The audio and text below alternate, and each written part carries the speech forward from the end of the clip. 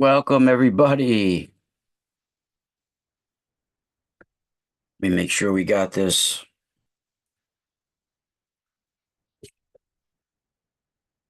All right, I got the chat room up. Let me make sure the. All right, yeah, the mic's good. Let me know if you guys are there in the chat room. Of course, we can't we can't do super chats right now because I'm demonetized, but hopefully in a couple of months I'll be able to get that back. I can give you guys my PayPal link if you guys choose to donate to my work and my channel. Maybe we can even do some live readings this morning if people are interested. Um, I can get the PayPal link for you guys as well, real quick. Hold on.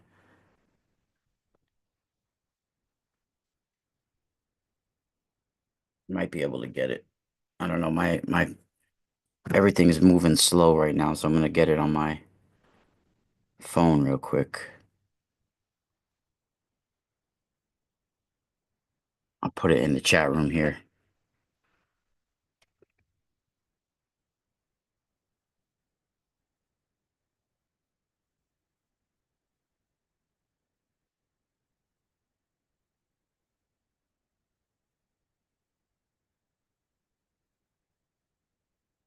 We got some people watching already, right? Welcome everybody. This is going to be an edition of the Space Water Podcast. Of course, my name is Rock Costello. I hope you guys are having a good morning. It's January 6th. It's a cold morning here in New York. I think we're going to have some snow today. Shout out to my boy Alexander Mitchell. We were just talking to him earlier. We're going to get in some deep information this morning.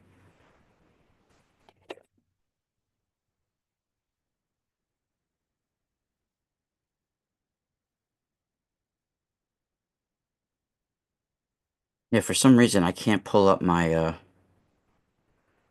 shit is moving slow right now.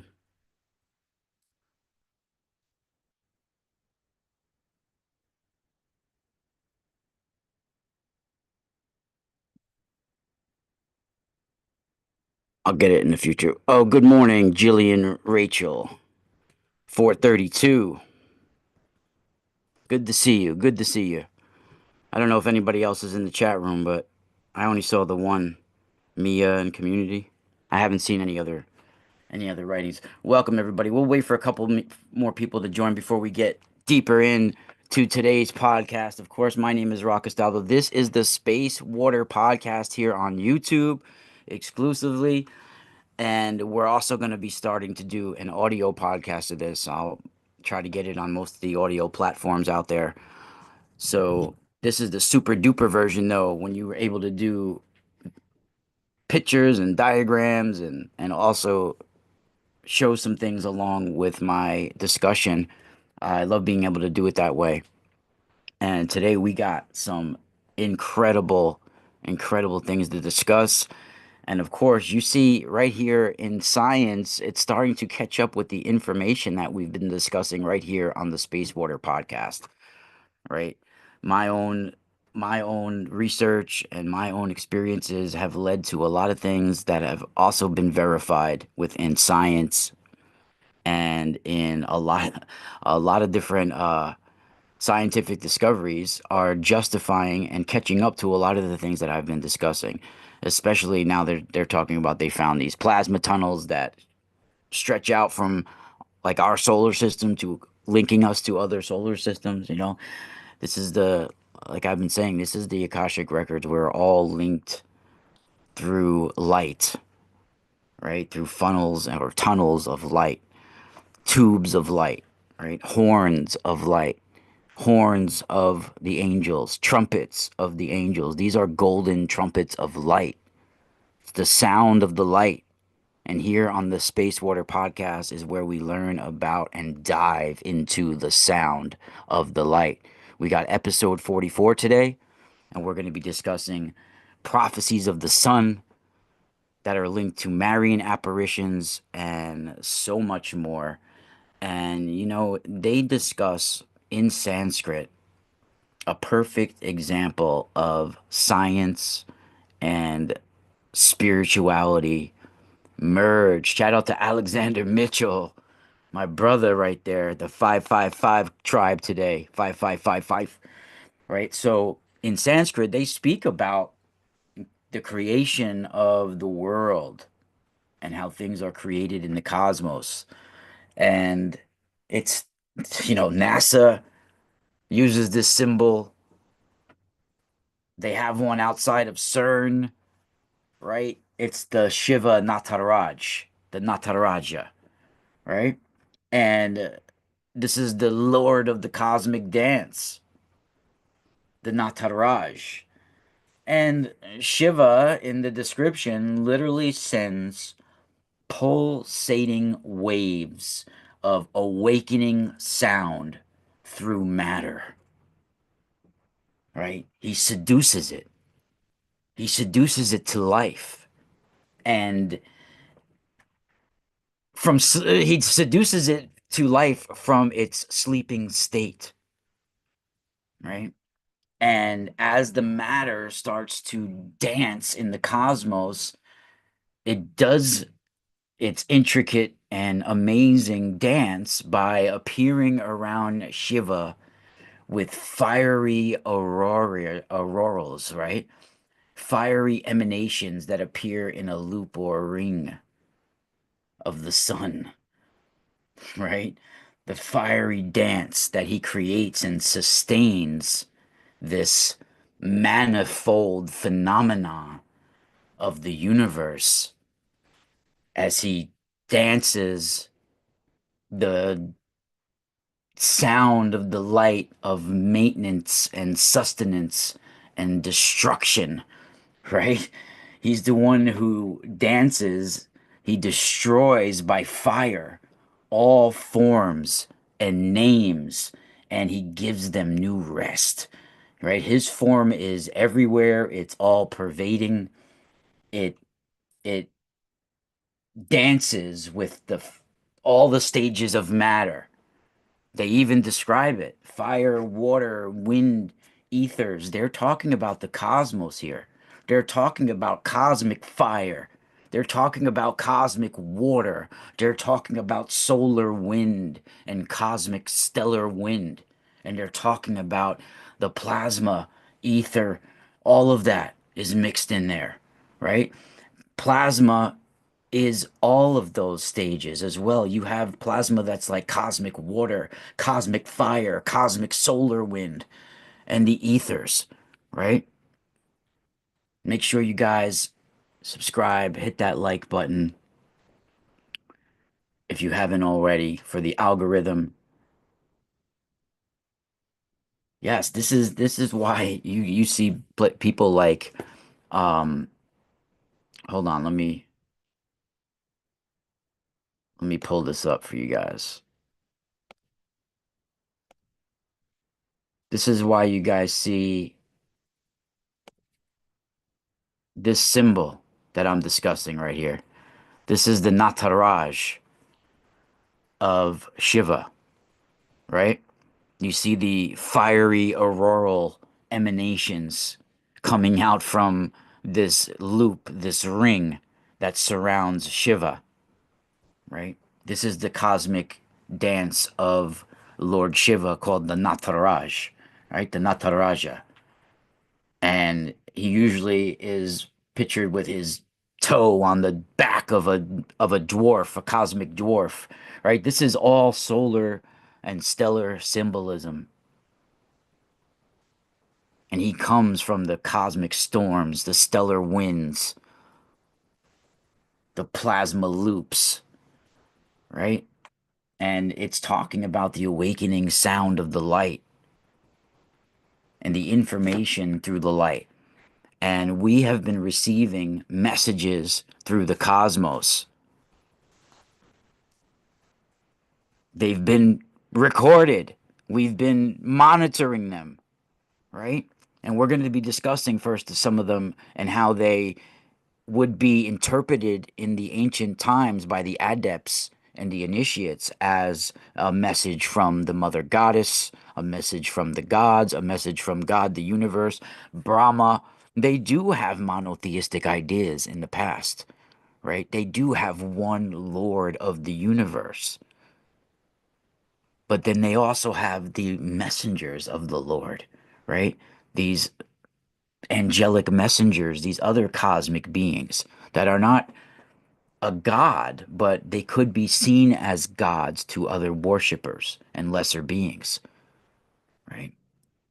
So I think we misinterpret a lot of the ancient knowledge as being polytheistic, when in fact it can be interpreted different ways, right? But we've had all sorts of beams of information coming from the gods, coming from angelic messengers and God Himself, if you want to say, or God itself, or the universe itself. Right? If you look at the universe as sort of the brain of God, and all of the little bursts of light and plasma blasts of information that's coming, right? They can be just like the thoughts of God, right? And He's got all these little messengers, the attendants of his mind. So if you look at it that way, then each sun and star can be almost like an angel of God, an angelic messenger, right? And we're receiving all sorts of messages coming out. And we're going to be discussing some interesting ones before we get into the mother goddess cosmic ship that has been very prevalent in our ancient past and all of the religions and interpreted in different ways. Gemini moon, what's up? So recently, I mean, very recently, first detected in 2022, this fast radio burst that we received. I'm gonna talk about this first before we get into the Sunspot Observatory in 2018, what happened, and a light that we received at Earth on September 7th of 2018. But before I get into that, then we're going to go much deeper into some of the Mother Goddess worship and some of the knowledge that's within it and some of the Marian apparitions that's related to it. So we got a nice show here today, everybody. Like I said, we don't have the super chat right now because YouTube demonetized us, which they're going to regret because I'm one of the real ones out there, everybody. And I worked hard on my channel and did nothing to be demonetized for. And they owed me money too, like a couple of $100 right before they demonetized me, like 3 days before payment, which is not fair. But I'm still going strong. It don't matter. If you guys want to subscribe to my Patreon, that's where you can get all the knowledge that I can't even discuss here as well. Patreon.com/The Mystical Spiral. We're gonna go to my store periodically. We'll pop in and I'll show you guys some of the sales that are available at the Spiral Store.com, where you can get products for your mind, body, and soul. I don't know why you would want to wear anything besides these kind. If you're going to wear a pendant or if you're going to wear some sort of jewelry, why wouldn't it be one that's energetically beneficial for you, physically and mentally, right? And they're also very cool. You can get these Herkimer diamond ones are just insane, and you can even get like opal gemstone skull pendants, right? Everything on there that you can gemstones, specimens, everything. We'll pop on there in a few moments. But I wanted to discuss first a light that arrived here in 2022 that was recorded. Yo, what's up, Wraith? What's up? That was recorded on it. We received it on Earth on June 10th, 2022, right? And in fact, at least 5 planets aligned up to receive this light and this fast radio burst, they call them FRBs, right? Coming from a friggin' magnetar, right? So we'll get into what these are. I wrote a whole little notes here on it to go through it for you guys. So let me break down first the radio burst and some of the things that I've discovered about it. So this fast radio burst FRB is called 2022 0610A, right? It was first detected on June 10th, 2022, by the Australian Square Kilometre Array Pathfinder, ASCAP, they call it. And it's a radio telescope. Now, according to current scientific findings, FRB, that's what they call these fast radio bursts. They're called FRBs. FRB 2022 0610. That's the day, that's when it was found. 2022 0610. That's June 10th, 2022. So it's called 2022 0610A. It took 8 billion years for this light, this radio burst, to reach Earth.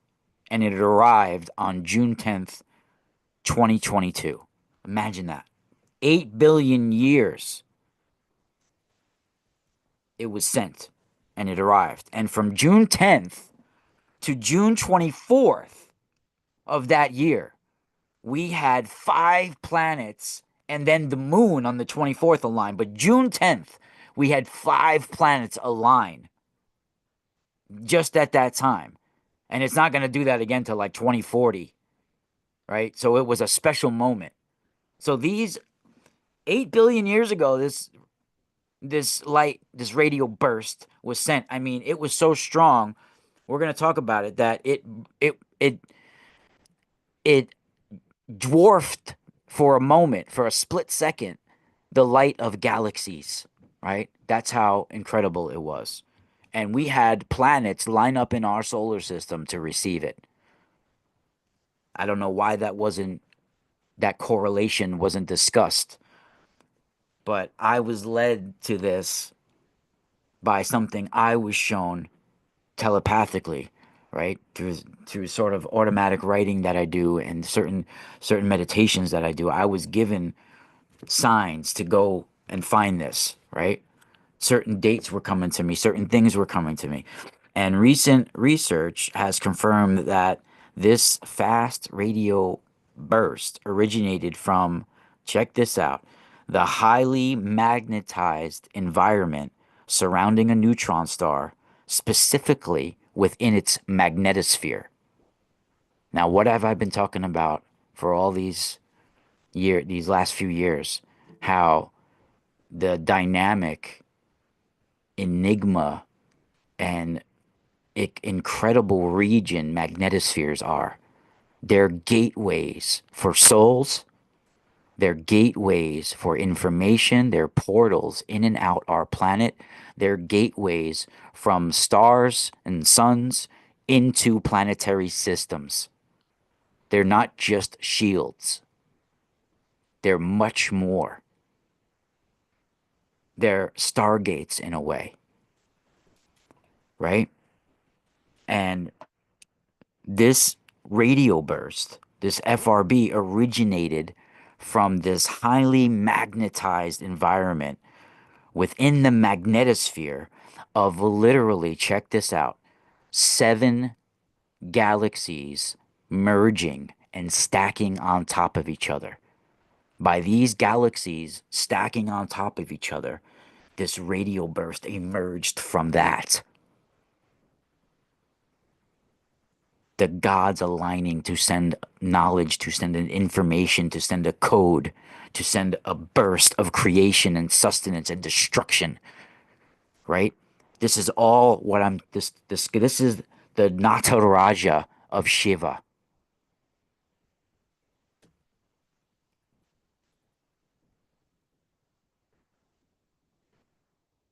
And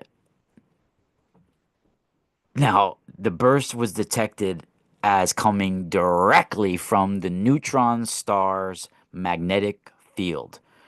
Now, the source of the burst, let's discuss this. Scientists studied that this specific FRB that we're discussing, remember, this is FRB 2022 1022, I mean, 610A, right? Now, also, scientists studied another specific FRB that's labeled FRB 2022 1022A and pinpointed its origin to a region very nearly a highly magnetized neutron star, likely within its magnetosphere, right? So FRB 2022 0610A is a powerful radio burst that took 8 billion years to get here, right? And is one of the most distant and energetic fast radio bursts ever recorded. It was 4 times more energetic than closer FRB's origin, and the Hubble telescope revealed that FRB 2022 0610A originated from a compact group of multiple galaxies that may be merging. That's what I was discussing, right? The galaxies are so close together that they could all fit inside the Milky Way.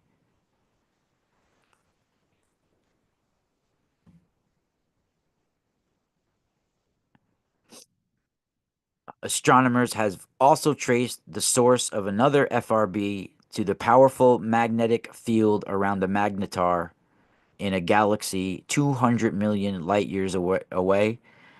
This was the first conclusive evidence that FRBs can emerge from the magnetospheres of magnetars. Now, FRB 2022-0610A originated from literally a cluster of at least 7 galaxies. It could be more, rather than the other ones that are from, you know, uh, solo galaxies, single galaxies. And that's a very unique finding, as most radio bursts come from or are detected in isolated galaxies. So this cluster, which they identified the cluster with images from the Hubble, and it was a burst that came from a distant region of the universe where the universe was only about 5 billion years old at the time, right? So in June of 2022, when that was happening, we had 7 planets aligning: Mercury, Venus, Mars, Jupiter, Saturn, and the moon joined in from June 23rd to June 25th. Uranus and Neptune were also within the line of the planets, but they weren't visible without optics. So we had all of these planets aligning right to receive that radio burst coming from 8 million years. It was headed our way, right? You guys remember that alignment, right? Yep, they were literally in a straight line. Well, they were in a straight line to receive the sound of the light from Shiva, the dance and the cosmic lord of the Nataraj, entering in a new cycle on our planet.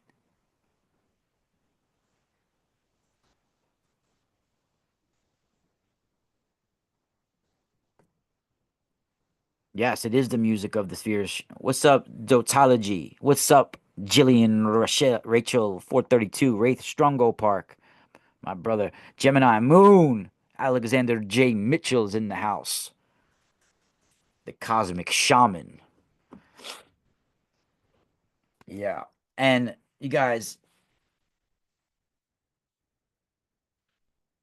when you talk about these alignments, it was the first time since 2004 that this alignment happened in 2022.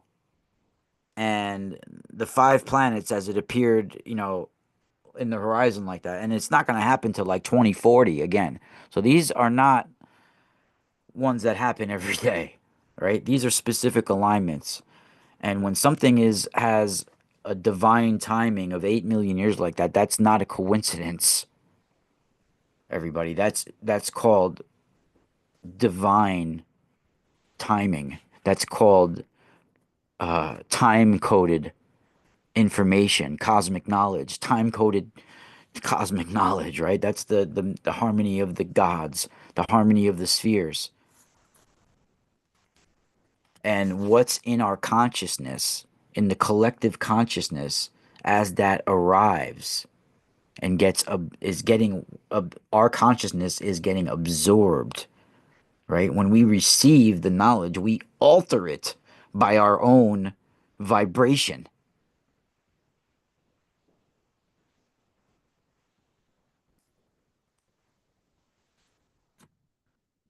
That's that's the that's the hard part of it all for people to realize that we alter that knowledge by our own vibration, right? And you could see that we had all sorts of things that are arriving directly even from our star, from our sun. And one of the moments that was, I think, hidden from us was something that arrived on Earth from the sun on September 7th, 2018. Now, of course, this channel is for entertainment, everybody, right? Um, I'm not giving out any medical advice or anything like that.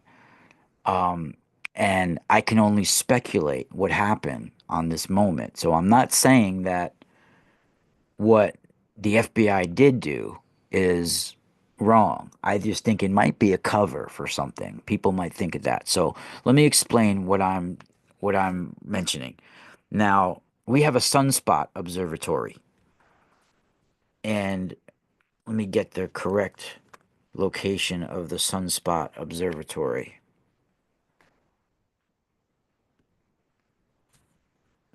It's in New Mexico. I just got to get it's in it's in Sunspot, New Mexico.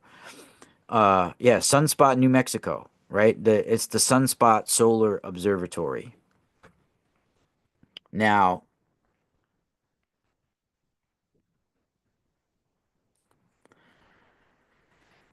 in September of 2018, the Sunspot Observatory closed down for 11 days, right? Hey guys, what's up? Big swinging. I'm glad you're here. Glad you're here. So, I'm not one, even though you might think so, I'm not one that's into conspiracies. I'm into like a lot of science. I am into a lot of spirituality things, but I'm not really one that talks about conspiracies. Right? You can't really find too many conspiracies videos I've ever done or talked about, right? I don't talk about flat earth. I don't talk about things that don't make sense, right? And I'm not one into conspiracies. So I'm not saying this is a conspiracy at all. I'm saying my intuition is telling me something arrived on that date. So I forgot all about. I had heard that it was closed down back in 2018. But at that time I wasn't getting anything coming to me. Recently, I got the date of September 7th, 2018 that came to me, right? And it was coming with solar symbolism and a mother goddess type energy symbolism. And I'll get it deeper into what I'm talking about in a moment.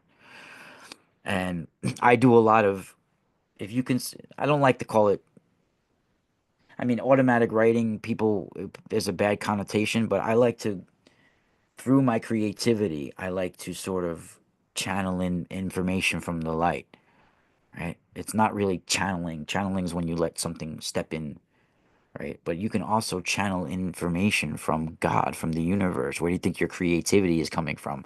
You're channeling in energies.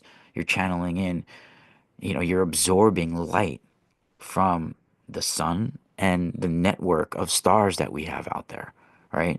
This is all of God's children, right? You're absorbing all the personalities and characteristics of the cosmic energies, right? When you're being creative, when you just let time disappear and you let things flow through you. So I like to do that with drawing as well and take a pen and paper and just see what comes in. And a lot of times I have things come to me. And this is related to a lot of the research that I do. I get guided this way, right? Working with crystals and copper is just better ways to tune into those cosmic energies. So I was getting this date that came to me with a light that arrived, and I was drawing it as well. I have my sketchbook I could share with you guys a little bit today as well if you want. Um, so this September 7th, 2018, I looked up.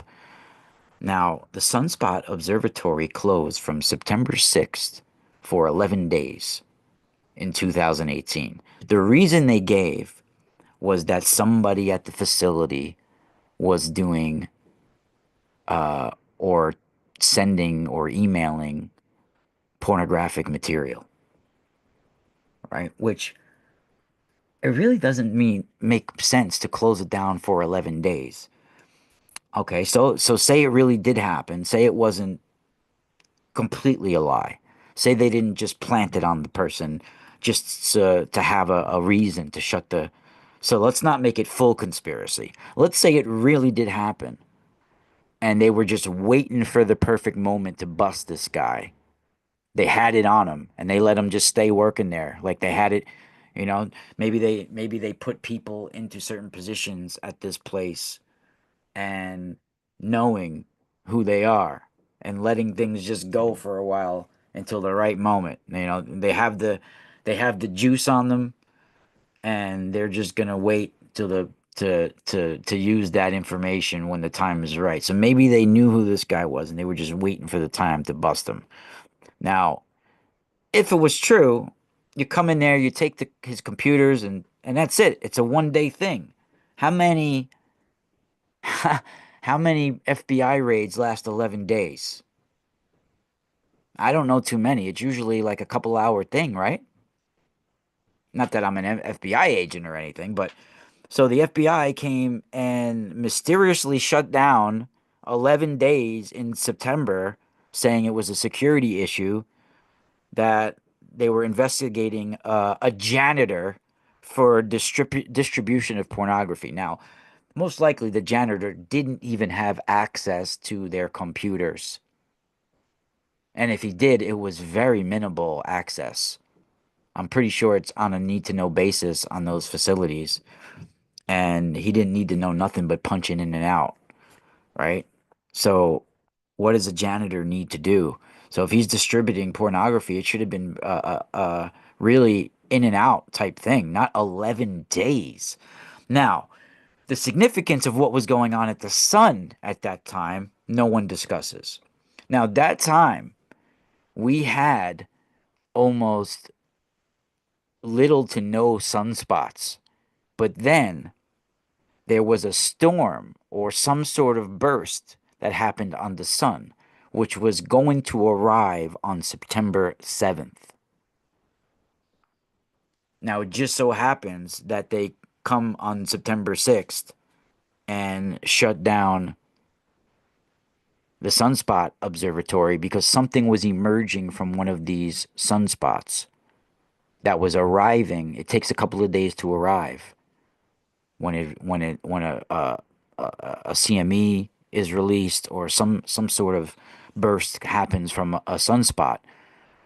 So they were shutting down that facility because something was emerging from these sunspots, in my opinion. Maybe from even the far side of the sun at the moment or what have you. I'm not sure. But there was more to the story.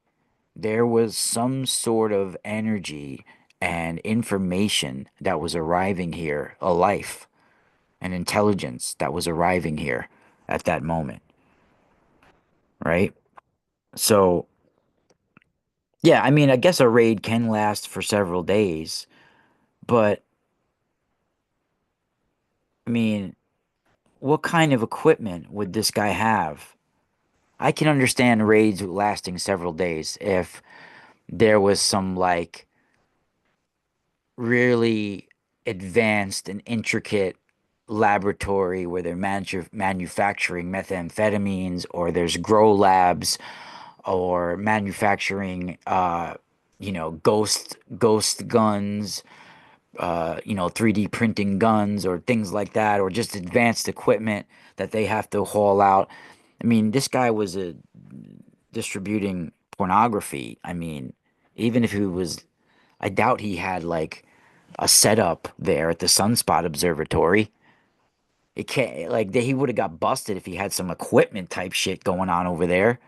I'm sure it was just like, files somewhere or something.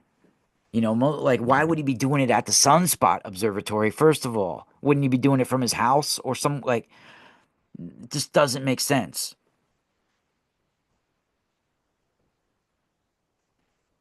Yeah, I think that they used it.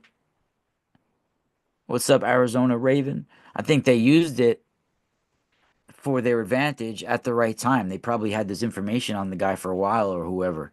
Or I'm just speculating. I don't know anything about the actual um I just know what how I was led to even I remember it being mentioned in 2018, but I didn't make a thing about it and I didn't talk about it really, right? But now certain things had come to me and I'm realizing that something did arrive on the planet from the sun on around September 7th, 2018.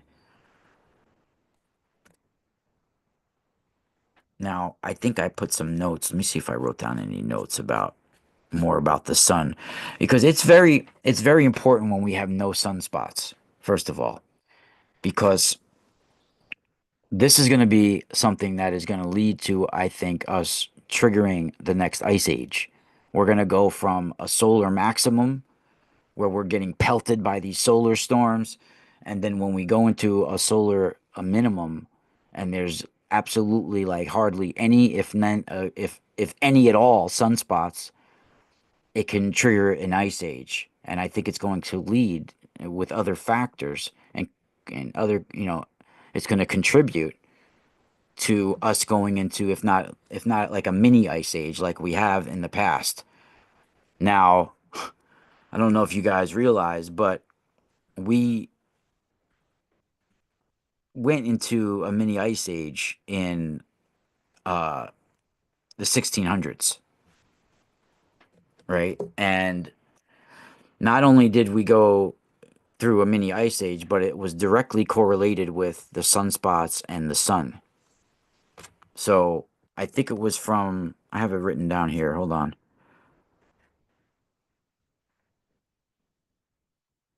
From 1645 to 1715, right? Was the time of no sunspots. And this was also the time of a mini ice age, and it was at its peak. And right, and we go through cycles, right? Different solar cycles. So I think this is going to happen again before 2050.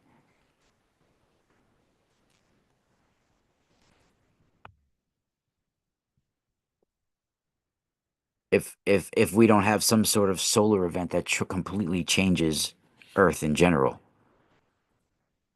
like we've had, in my opinion, many times. I think this is what triggers volcanism on the planet, the sun, and it formed various reasons all over the planet that I've discussed before, like the Deccan traps in India.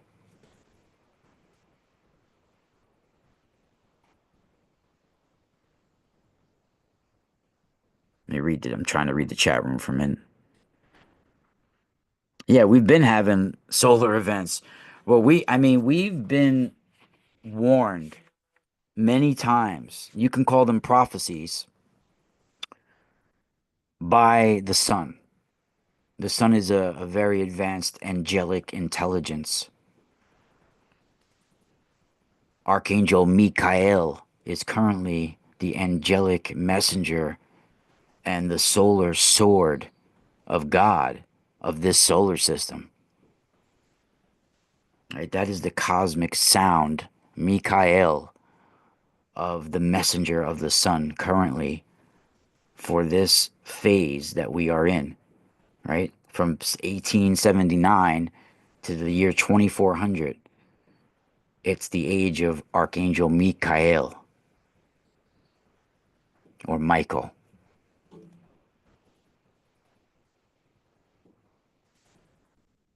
And then we go into the terrifying age of Orpheal. And I think it will actually be triggered before 2400.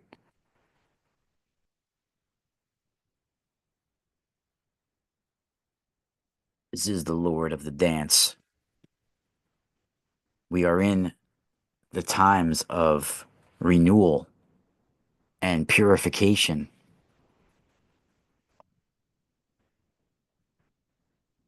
And unfortunately, the coating around the slime that's around us is hardened and needs a cosmic sledgehammer, right?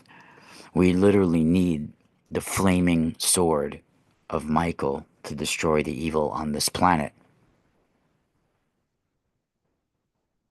And it will protect its ones. It will protect the ones that will be shielded by the cosmic rays. These cosmic rays will bring them to a higher harmonic evolution instead of bringing them death, instead of bringing them destruction.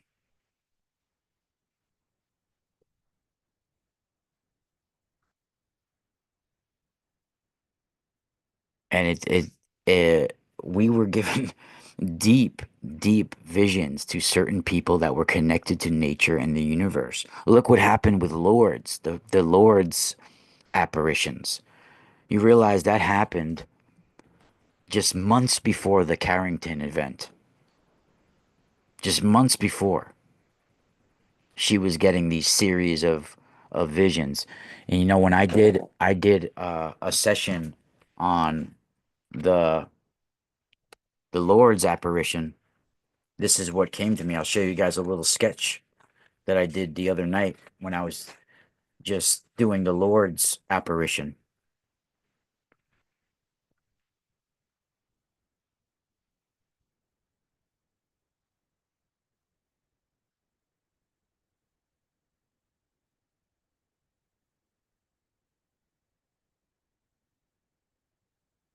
I don't know how clear you could see it, but it's like a disc on the sun that they're on too. It's too bright. Maybe I'll send it and put it on the screen. Hold on, maybe I have to hold it up.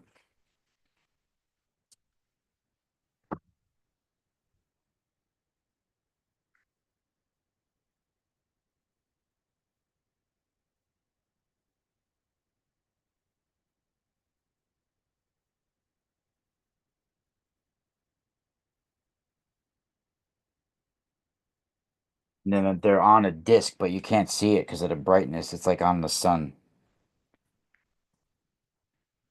And this is the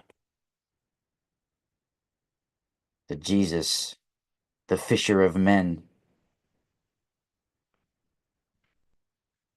Then I have my plasma art, the one I did for Alexander. If you guys, I'll show you guys a video of this. This is all different scenes and faces and things that are all entwined with each other. This is a version of automatic writing. And if you guys see it, it was just me doing figure eights and then filling it in and seeing what comes out afterwards. I could pull up pictures of you guys and show you later on the screen. Can't really see the sketches too well on here, but different things come out that way. Different faces and different scenes and different things start to come out through those sketches. See if I have any others in here. This one I'm just starting. This was the Archangel Michael one I was just sketching.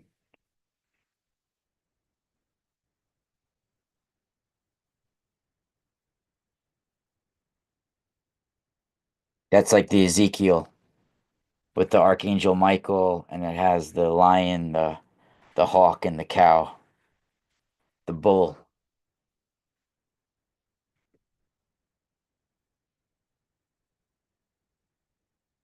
and Gilgamesh. Gilgamesh the giant.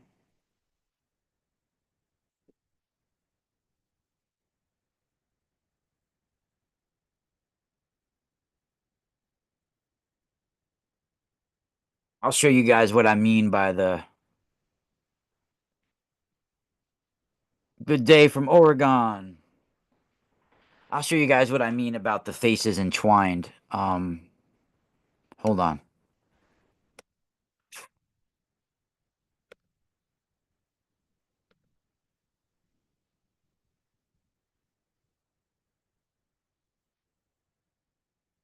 Let me share screen for you guys.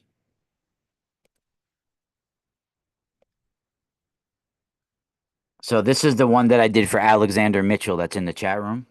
I did this on Christmas 2024.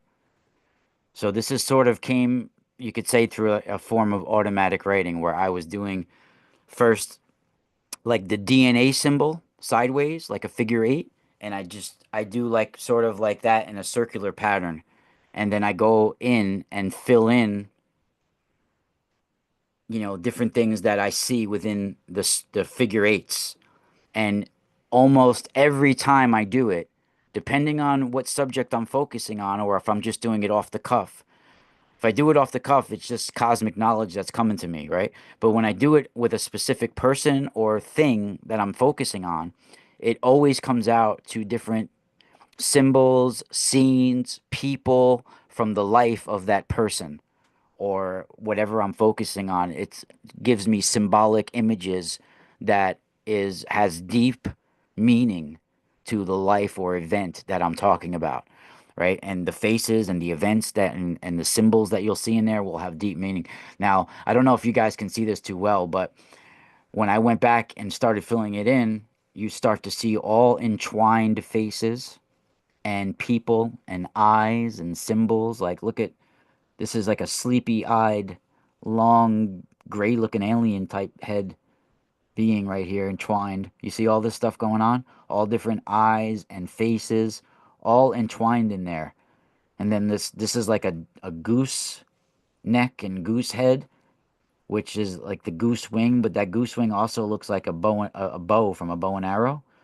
Then you have all these faces and like things sneaking out, people, and this looks like a some kind of like duck looking being, cosmic duck with legs and all this stuff. Go look at all these faces and things going on in here. You can see it's all entwined. And that all just came from me doing figure eights.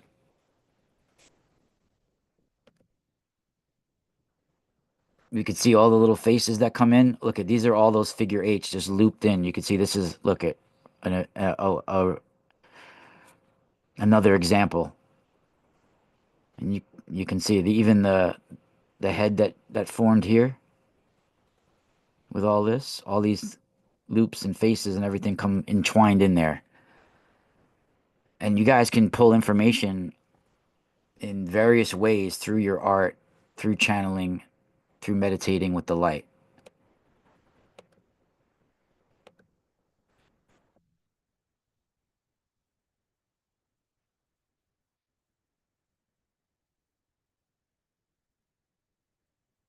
That was for Alexander Mitch's. Yeah, it's like vortex creations.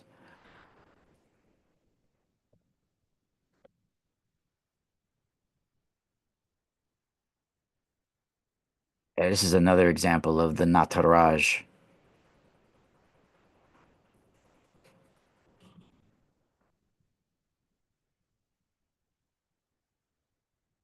So you could do things like that, like that's my own little style of art, with the everything entwined like that. But just the regular art is fine as well. Do painting and and scenes and like I did this morning.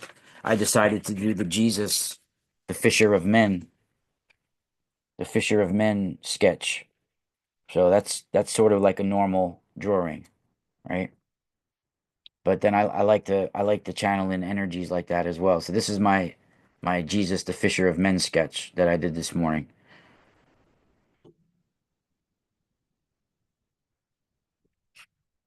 He's got the net, the fisher of souls, the fisher of men. And this I drew from a very interesting statue that I have that I was looking at. So I got this, check this out. I got this from a Catholic bookstore and they had items that they were selling from a monastery that they had nuns at that closed down. So they had different items that were like $2.50. So this was $2. this Jesus Fisher of Men, and look at the star that it's on, and it has all the different levels, different symbolic. It has some Hebrew writing on here as well, Aramaic. Then it has a crown all within the star that it's on. Really cool, and it's the Fisher of Men. He's holding the net. Jesus, the Fisher of Men. Really cool.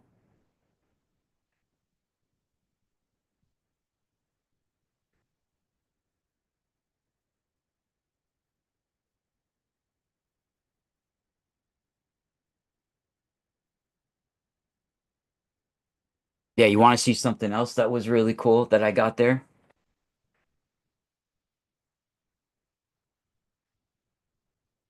Check this out. My wife found this one at the place when we were looking. So this is the cherubim, and it has like a lion angelic dragon face up top. See that? Look at that. Insane. This is really cool.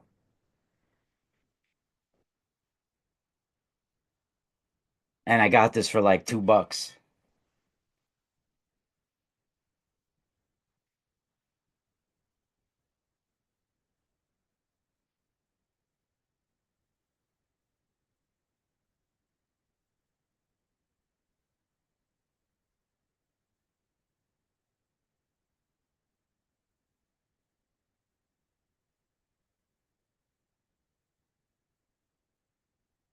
Really cool, right?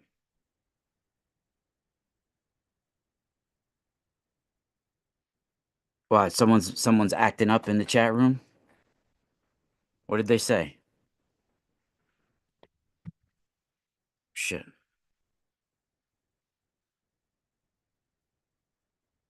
What were they saying?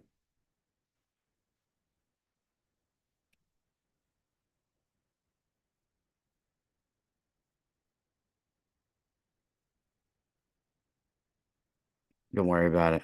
Want me to get rid of them? We don't need them.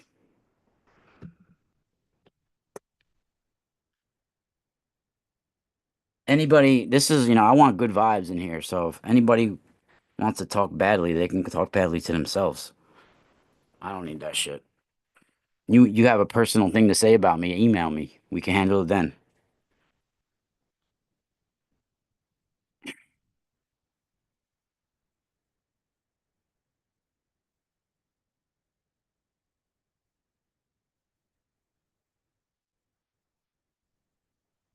It's all good. Thank you, Arizona. That's what we got you guys there for. Oh yeah, I gotta do this now while Alexander's here. Alexander is a good friend, if I can. I don't know if I can. How come I? Oh, here, look, bong.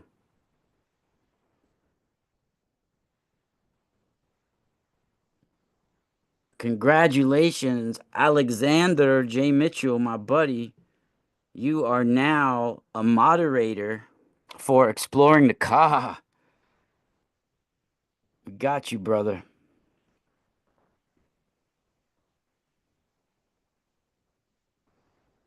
Boom, bang.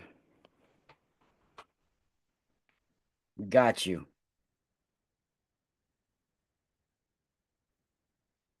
Wow, it's 28 degrees outside. I think we're gonna have some snow today too.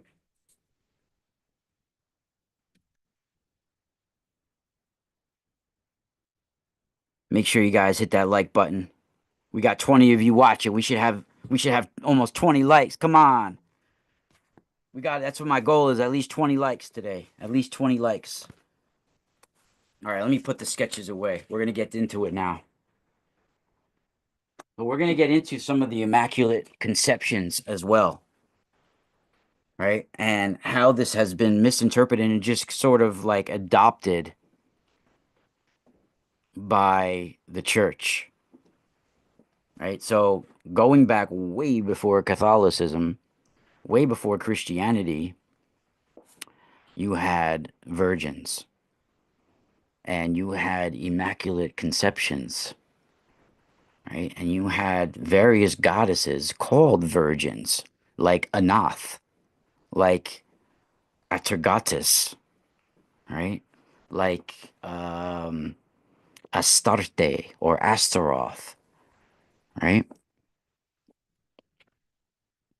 So you can get, if you guys want to get some Ugaritic texts, one, it's a little pricey. I'm sure if you guys get it now, I had gotten it. It was pricey when it even first came out. This edition I got in around 2005. It was published in 2000. It came out in 2002. Um, but it might be more expensive now. This is the religious text from the Ugarit. This is by Nicholas Wyatt, and it has a lot of the Baal cycles of myths. It has the story of Akwat, has the story of um, Anath, the Virgin Anath. It has a lot of the Dead Sea Scrolls and things like that. It has the Baal cycles of myths, which include Baal and Yam, Baal's palace, Baal and Mot. It has fragments and shorter myths concerning Baal and Anath or Anat.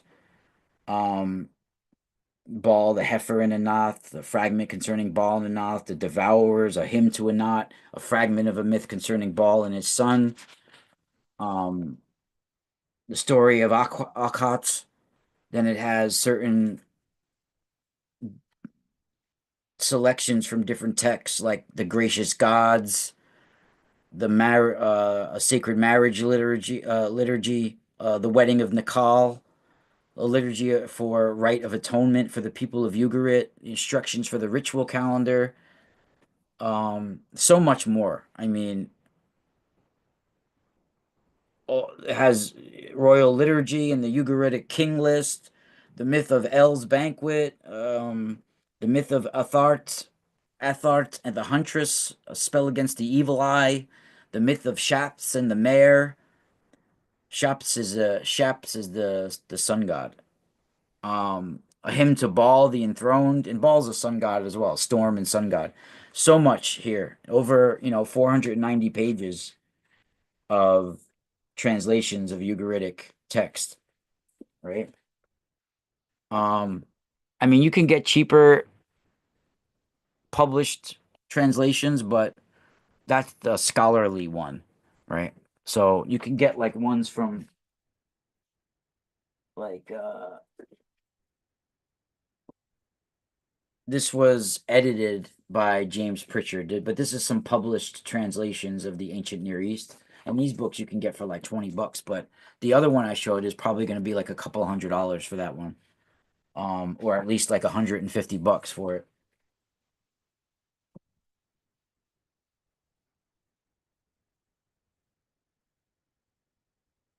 But, the idea of the sun or a star having both masculine and feminine qualities has gone back, to past, to antiquity, all as long as we have ancient knowledge. And the idea of the mother goddess being a boat or a ship of the sun or of the stars or of the cosmos, it goes back to Vedic and Sanskrit, right? This is the oldest of the knowledge. And the mother goddess of Sanskrit is Aditi, right? She's one of the mother goddesses. That's compared to a cosmic boat or ship or solar barge, right? Or solar boat, stellar boat, right? And Aditi and Earth itself, and this great Vedic mother goddess that they called Aditi is a divine ship on a cosmic ocean, and this is completely a Vedic narrative and Vedic belief system, and it trickles down to all these other Egyptians and everything else that we talk about, right? And Aditi is she's a ship of the cosmos, right? I have various Vedic passages that describe this in specific Vedic passages from the Rig Veda and on, right? And some other Vedic gods, if you want to say, like the Ashwins, like the Maruts, which I did a whole show on the Maruts. Unfortunately, the Maruts, that name probably isn't going to generate a lot of views on YouTube, but very interesting. I'm going to do a part two as well to that show. The Maruts are one of the attendants of the storms of the gods, right? They're sun storms, solar storms, and they're described like this. Even the Ashwins are these uh, the ones that have the thought vehicles of the Vimanas, right? The Ashwins, and these are plasma ships. They're not what ancient aliens put out into the public about Vimanas is completely wrong. There was no ancient Hindu manual with instructions on how to build a spaceship. That diagram is not real. That is a forgery. That is not in any ancient Hindu or Vedic text, right? Vimanas are thought vehicles of the stars, of suns, right? They are the thought vehicles of the Vedic seers, the Ashwins. And their houses are suns, are stars, and their ships, right? They send out their lights, their light messengers. And that light can manifest matter. It can push itself into matter as it absorbs particles, as it absorbs energies, as it is sent out through the cosmos and mingles with other cosmic energies, right? And that's why they are miracle workers who deliver the ancient Vedic seers like Buju across the sea, right? Where he's said to live in a house on the sea. Vedic scholars have been mistranslating this, right? They're like, oh, there must be a ship or some sort of island that he lives on. What's this mysterious ship that they're talking about? And that he has some house on a ship, and they're trying to figure it out in translations. But in fact, they're talking about. I mean, look at one of the lines of the Ajwins. This is from Vedic Rig Veda 8:10:1. Ajwins, and this is how it's translated into English. So I think actually the translation is a little bit off, but it says, Ajwins, whether you're in your distant habitation, beyond in the luminous realm of heaven, or in the house built upon the sea, come thence to us. So they're telling you, Ajwins, whether you're in a distant habitation or beyond in the luminous realm of heaven or in a house built upon the sea, that house that's built upon the sea is not on earth. They're telling you, Ajwins, where you're in your whether you're in your distant habitation or beyond in the luminous realm of heaven or in a house built upon the sea, those three options are not options on earth. Those three options where they're having the Vedic seers chant hymns to the cosmos are describing cosmic energies, cosmic intelligences, cosmic rays.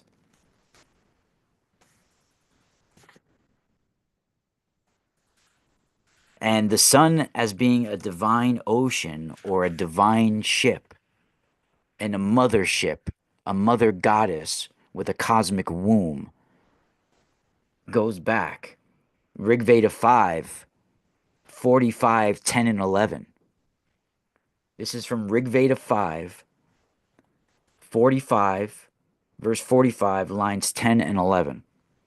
The sun mounted the luminous ocean, having yoked his straight-backed horses. The wise have led him like a ship through the water. The waters, listening, have come here.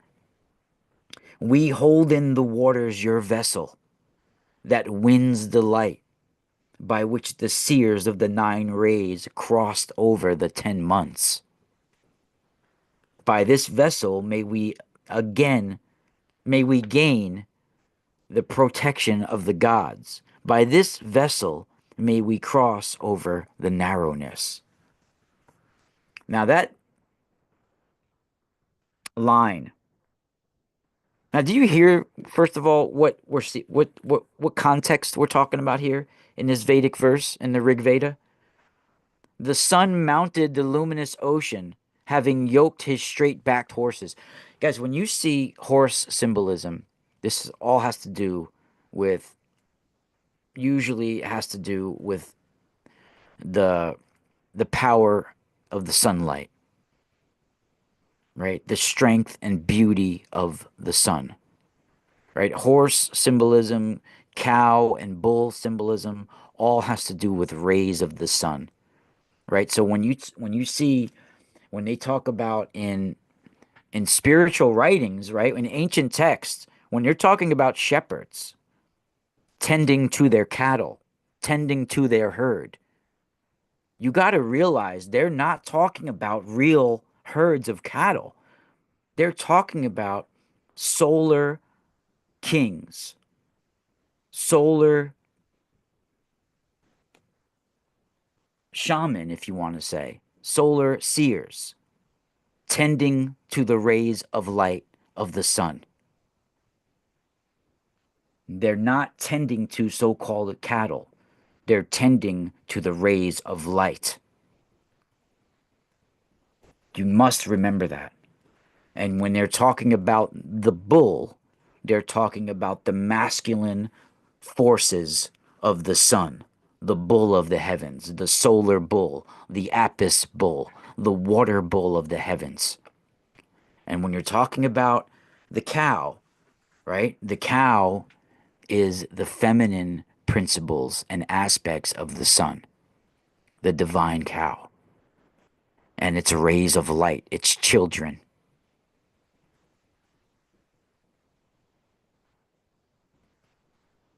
Right? So listen to even, and when you have that line that I said in here in the Vedas, this comes in line 10 and 11 of verse 45.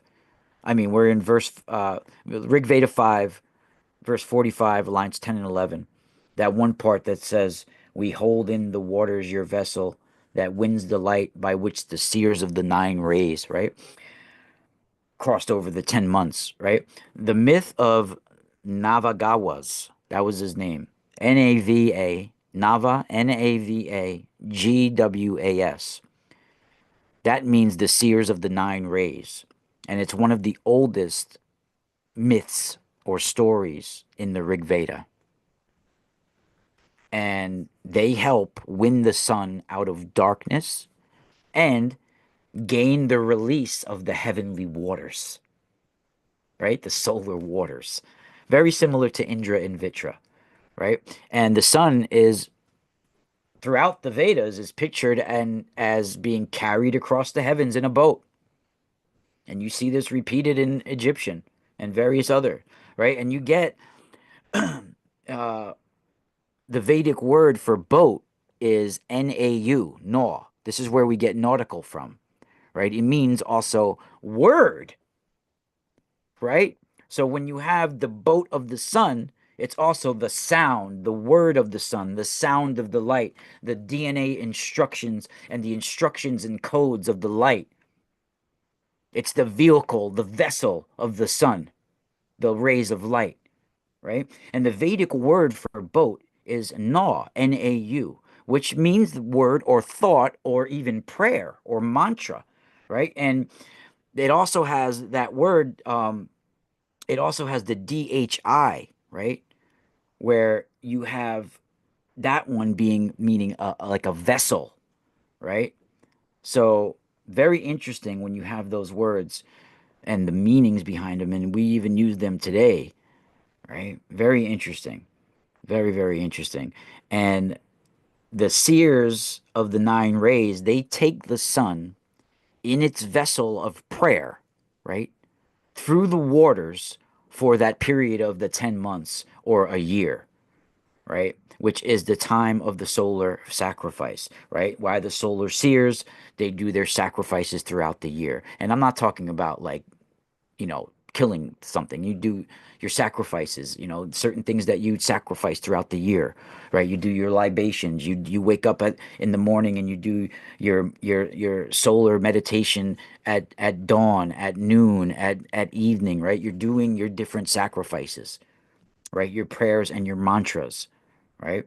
And your offerings, right? And 10 months on the waters is that image of the ocean travel, but it's a cosmic ocean. It's the solar year that we're talking about, right? And I think a lot of scholars confuse this too much. When they hear about bodies of water in the Vedas, they want to find it in India, to correlate it with India, when in fact, a lot of Indian waterways and water systems were named after cosmic coordinates, right? They were just the rays of light that come down and shine upon the waters on earth. The waters on earth end up getting named after the divine light that gets shined upon it, right? So especially even a mountaintop. The mountaintop will get shined on a certain time of year by a certain ray of light, and it will get named after that ray of light, that cosmic water, right? And the Vedic storm gods fit into this, right? With this crossing over the waters, storms crossing over the waters, all right? The Maruts, they work on the cosmic sea. Yeah, this is the nine. This is the nine. This is the seers of the nine rays. This is where we get that from, right? It's the nine muses of Etruscan, the fate gods. Some have the nine of Greek, right? All of this is linked. And the Maruts are, I did a whole show on this in Space Water Podcast here. If you guys are just joining us, this is the Space Water Podcast, episode 44, where we dive into the sound of the light. And you can see my episode that I did on the Maruts. And I mean, right in Rig Veda 5, you have it. I'm in Rig Veda 5 right now. Just go down from what I was just reading, verse 45. I was just reading. You go down to verse 55, says, "Oh, this is Rig Veda 5, 55, line 5. O Maruts, you draw up the rain from the ocean and full of the heavenly waters make it pour." They're talking about the heavenly ocean, right? They're not talking about the ocean on earth. They're talking about the ocean, the waters from the sky coming to the waters below, right? The light is being channeled to the waters below. And the solar water god in Vedic, of course, is Varuna, but it goes by many names. Varuna is the secret solar ocean, right? Rig Veda 7, 41:8.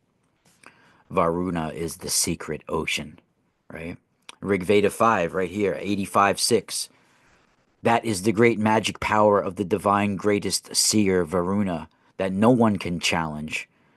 When the diverse flowing streams cannot fill the one ocean with their water, Varuna is the solar waters who carries the Pasha, the coronal mass ejection loop, right? Rig Veda 7, verse 87, line 1. Varuna dug a path for the sun and led forth the ocean going floods of the rivers, right? Rig Veda 7, verse 88, 3 4. When Varuna and I ascended into the ship, when we go forth to the middle of the sea, then we move with the waves of the waters and swing back and forth as if on a swing for joy. Varuna placed Vashita in a ship. Skillful, he made him into a seer by his greatness. A sage, he made him a singer in the brightest of days. as far as the heavens extended, as far as the dawns. I mean, the Vedic writing is the most poetic cosmic knowledge. Varuna knows the station of the birds who fly through the atmosphere. He knows the ocean going ships. These are talking about the rays of light that travel through the cosmic ocean. And the birds that he knows is the sound of the photons and the electrons.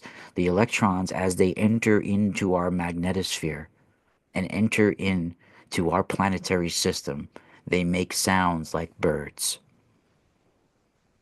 They are the ones that fly through the atmosphere. It's the cosmic atmosphere around Earth.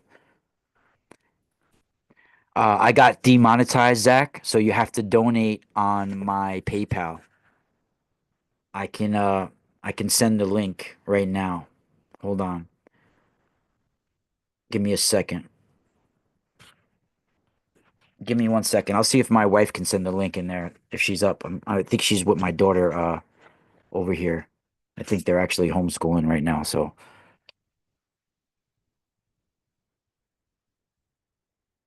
babe, can you send the PayPal in the live chat real quick? Thank you. Yeah, she's gonna do it. Good morning, Tana. I love you. All right. Yeah, she's gonna send it in there. So you could go right to my PayPal. Also, while we have a chance, let me show you guys the website that we got. You guys are gonna love this. I still have the New Year's. I left it up. I still haven't taken it down, so we'll leave it up for today. We're gonna take it down and put because usually every week I do a new sale, a new type of sale. Like 1 week I'll put a coupon code up. Next week I'll have a lot of prices slashed, and we actually have a special offer right now. I was gonna announce it today at the end of the show. I'll announce it right now. This is like sort of mid-show. We still got like another half of the show left, everybody. We're doing a long broadcast today. Um, so I'm gonna do a special for today and to the next 24 hours. Anybody that does, what did I write down? Hold on. Anybody that does a $500 order. Now this is special because I give out free gifts no matter what order. Even if you make a $20 order, you get free gifts. But we're doing something special for a $500 and $1,000 orders. And remember, there's a 25% coupon code up. I have enough room for about 9 or 10 of these orders. So we have, and I can show examples of what you'll get. Anybody who makes a $500 order is getting Moldavite, which is expensive. A Herker, because I got the Moldavite I got as a gift. So I decided I was gonna gift these Moldavites out. I got about 9 of them. They're very expensive too. The other stuff I of course had to pay for. This is stuff that but for $500 orders, we're giving free Moldavite, a free Herkimer diamond, a free watermelon tourmaline specimen, and shungite packages. And for $1,000 orders, you're getting the Moldavite, the Herkimer diamond, the watermelon tourmaline, the shungite, um, a pendant, and large tensor rings. The copper large, these ones, and a large copper tensor ring. One of these suckers. So you guys can see. Let me share screen. Are we sharing screen yet? So here's my website.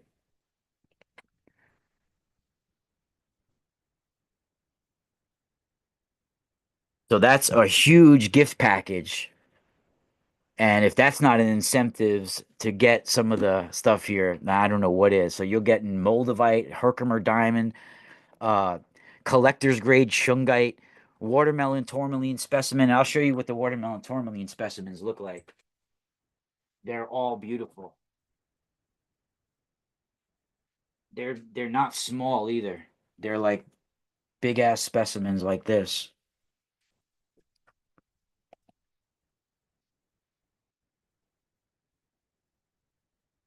Yeah, you can't really see the color too well on the video, but they're big watermelon tourmaline. Look at those big barrels of tourmaline in there.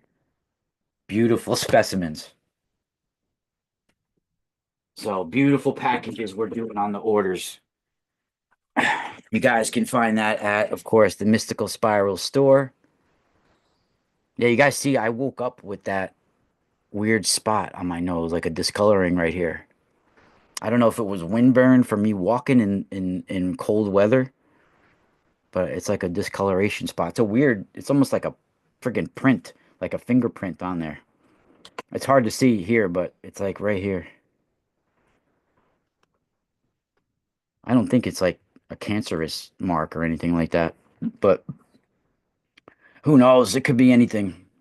It's just some skin discolor. Sometimes when you get older, I'll be, I'm 46. I'll be 47 this year. Sometimes when you get older, you just start getting different things. But I think it's more like a burn or some sort of wind burn or something. But yeah, this is my website right here, the mysticalspiralstore.com. I also have a free information website, the mysticalspiral.com. I had just updated it, but unfortunately the updates haven't posted yet because I gotta contact my internet provider and give them my ID number because my domain is on another website besides the website that my WordPress site is on. So I just gotta, call up the company and give them my ID number so my updates can come in. But I just updated my free information website, themysticalspiral.com. It should be up there by the end of the day. But here's my store. You guys can see this code is still up. And like I said, we have a great deal for those that are making, if you guys, you're gonna get a free gift no matter what.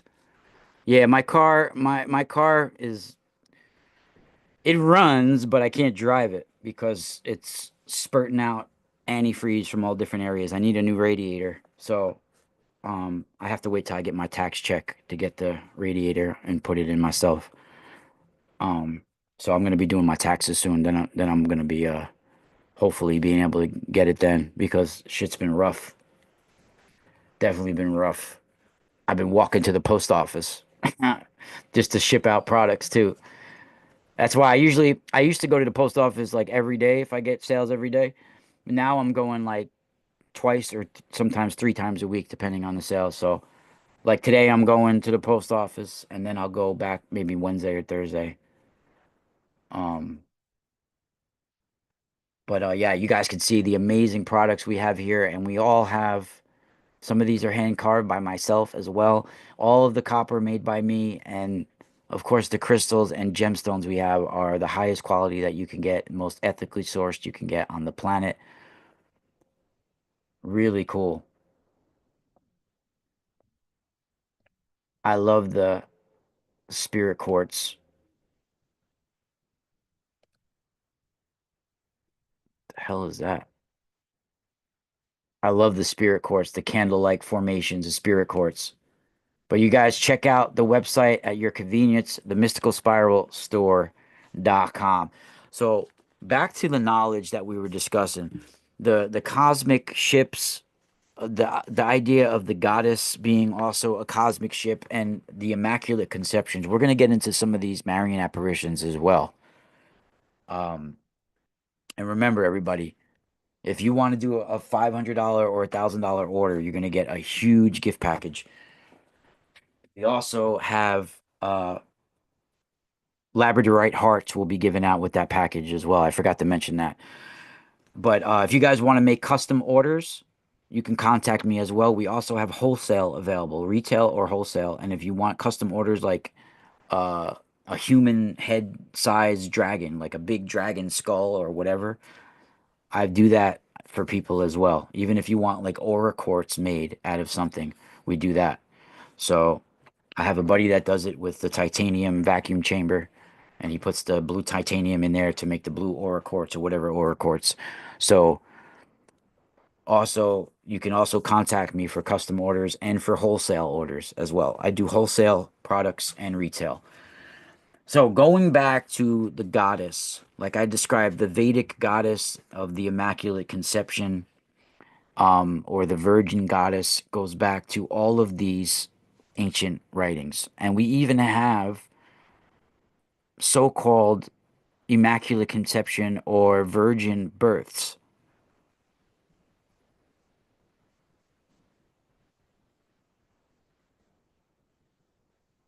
Nice. Do it, brother. I got you, bro. I'll hook you up. Either way, I'm going to hook you up with a gift package. So, my Thai fight brother. So, when we're talking about even Immaculate Conception births, I don't think people realize that people are going to find this interesting. I don't think people realize that Akhenaten's line of the 18th dynasty, they could have had an Immaculate Conception birth,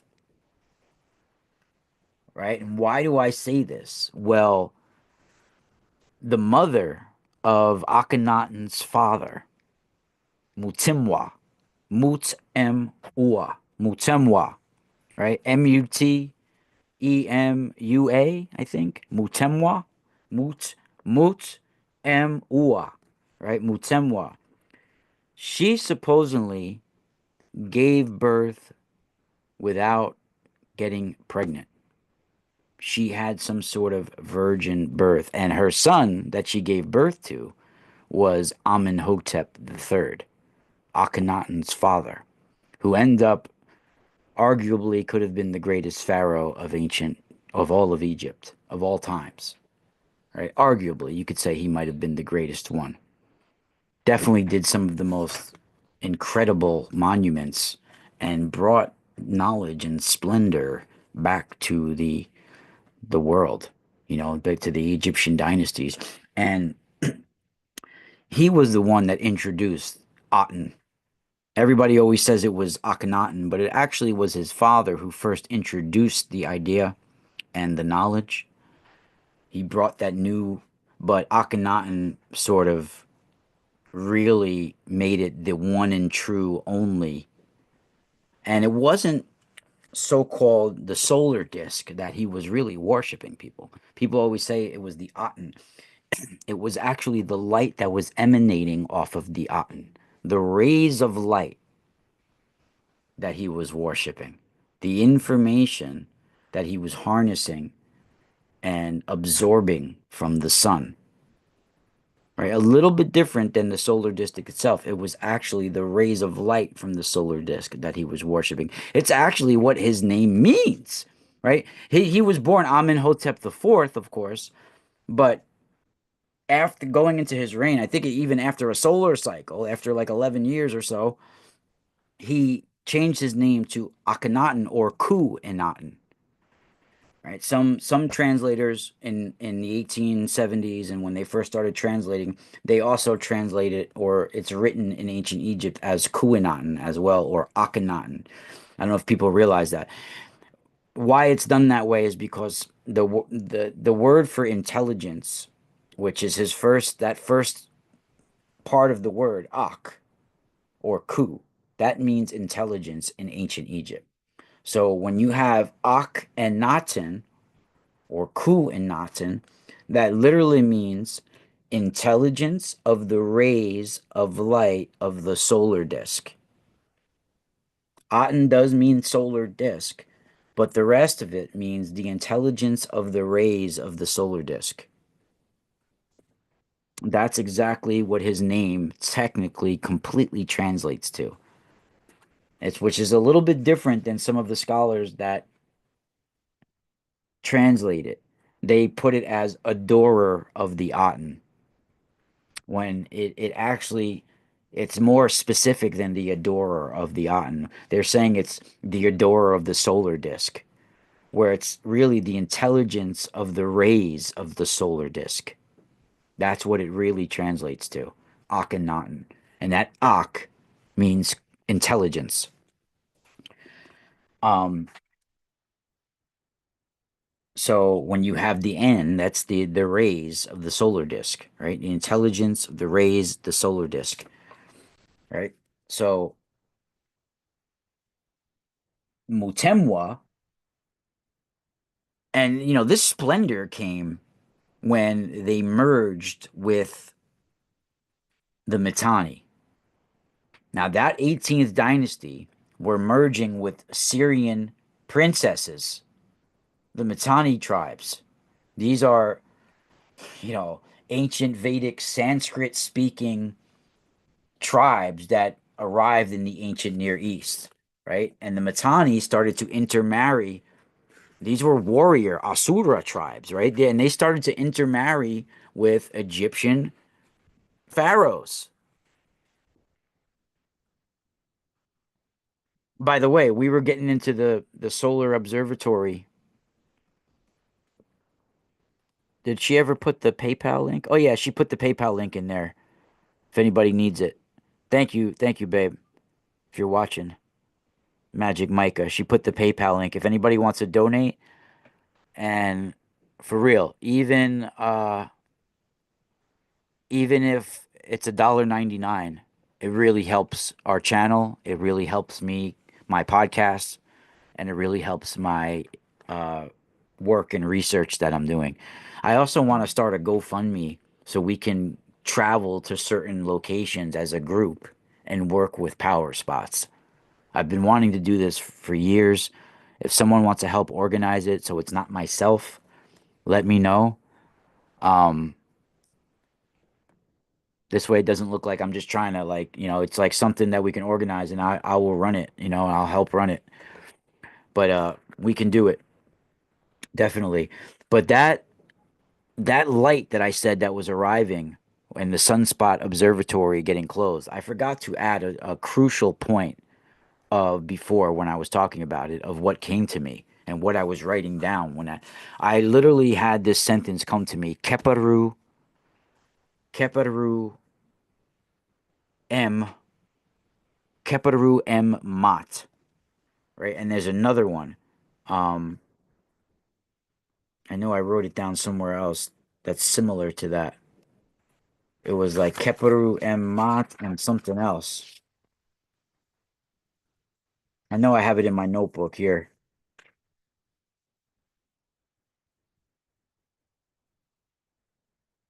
Keparu M Mot. But this is basically like Horus the Avenger, right?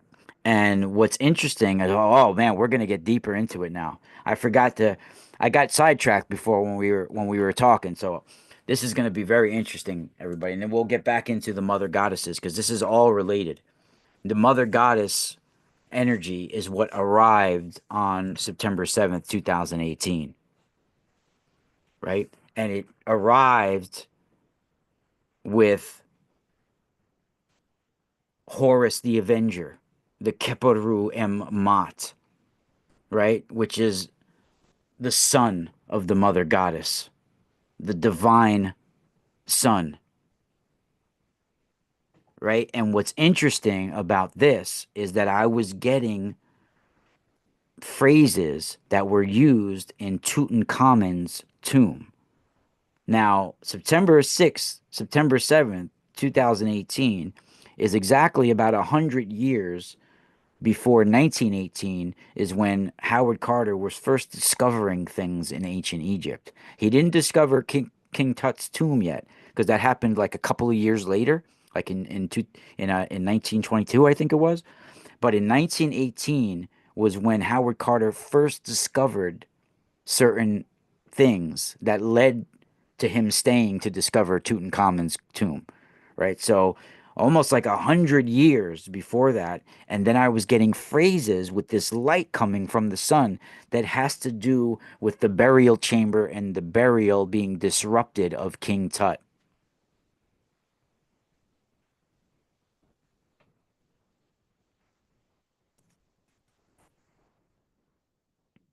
And it came with the knowledge and the code of the Keperu and Mat. Now, when I looked that up, that sentence, I'll look that up in the ancient Egyptian writings, and I'll give you the definition of what this comes out to.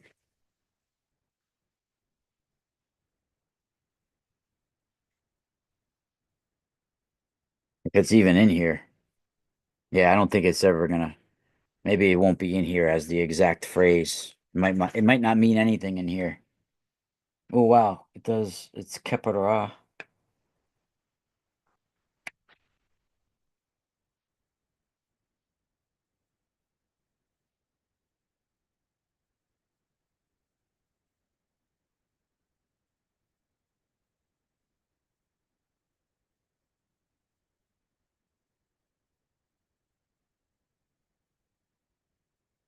I might have to cut this short in a second, or actually, let me put it on pause for a second because my daughter is calling for me for a second. Just I'm gonna put this on pause for a minute.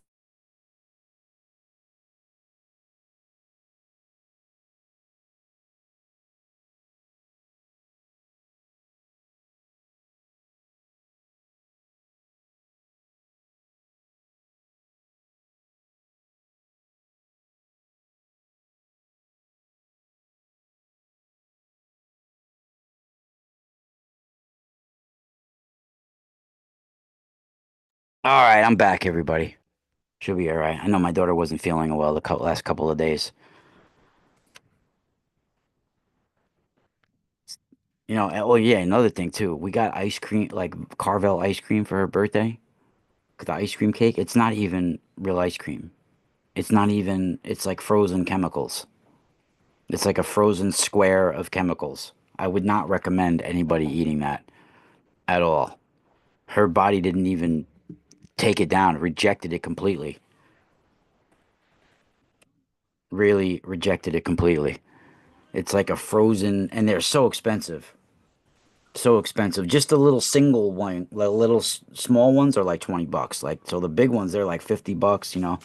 Ridiculous. Ridiculous. Thank you, Jillian. Thank you, Jillian, Rachel, 432. Appreciate it. Alexander Mitchell, Happy New Year as well. Oh, thank you. I appreciate it. Um, who else out there? Wraith, Strongo Park. Yeah, so we were having practically no sunspots on September 6th or at that time in September.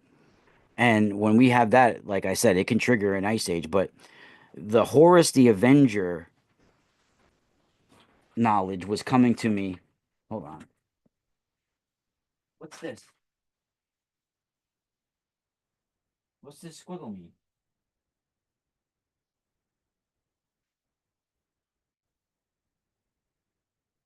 All right.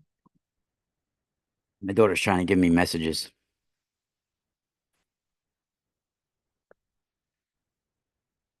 Yeah, Carvel still exists, but they suck.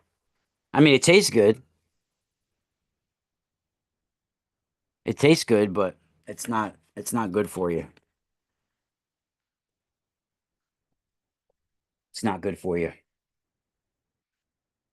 But I actually think that something happened with the evolution of Tutankhamun's soul. The travel of his soul when his tomb, and all these tombs get disturbed. And they did there's a lot of information that was coming to me about this, and I forgot to mention the connection. I actually think that the light that arrived on September 7th, 2018 might have something to do, even though it sounds like how can it possibly be? It might have something to do with the travel of the soul of some of these solar kings and how we disturb them. And I also was getting visions of like Mothman looking type things that are related to that. So I don't know if some kind of beast emerged from this. And they always said there was a curse related to it. And I always thought it was far fetched, right? There's always like this like story where, his Lord Carnarvon, who was one of the persons involved with it, like he when he died, like in Egypt or whatever, his dog was howling in Egypt in the UK at the same time or whatever the story was, right? It was like the lights went out in Cairo and all this stuff, right? It was just it sounded too good to be true. All the far fetched stories about it all, but um, oh, shout out! Did we get? Oh, shout out Scott Allen. We got a donation. Thank you, brother. Wee wah, wee wah. That's Raid Strongo. Wee wah. That's the Thai fight, baby. No doubt. Really appreciate the donation, dude. And don't worry, we got you. And if you ever get from my website again, I got the sage for you too. I'll hook you up with a good amount of sage that you like. The fresh grown sage that we get here from upstate New York. So I actually think the Horus the Avenger, that bull of the sun, and there's a lot of people that we'll do the next podcast on this, the Horus relation to Christianity.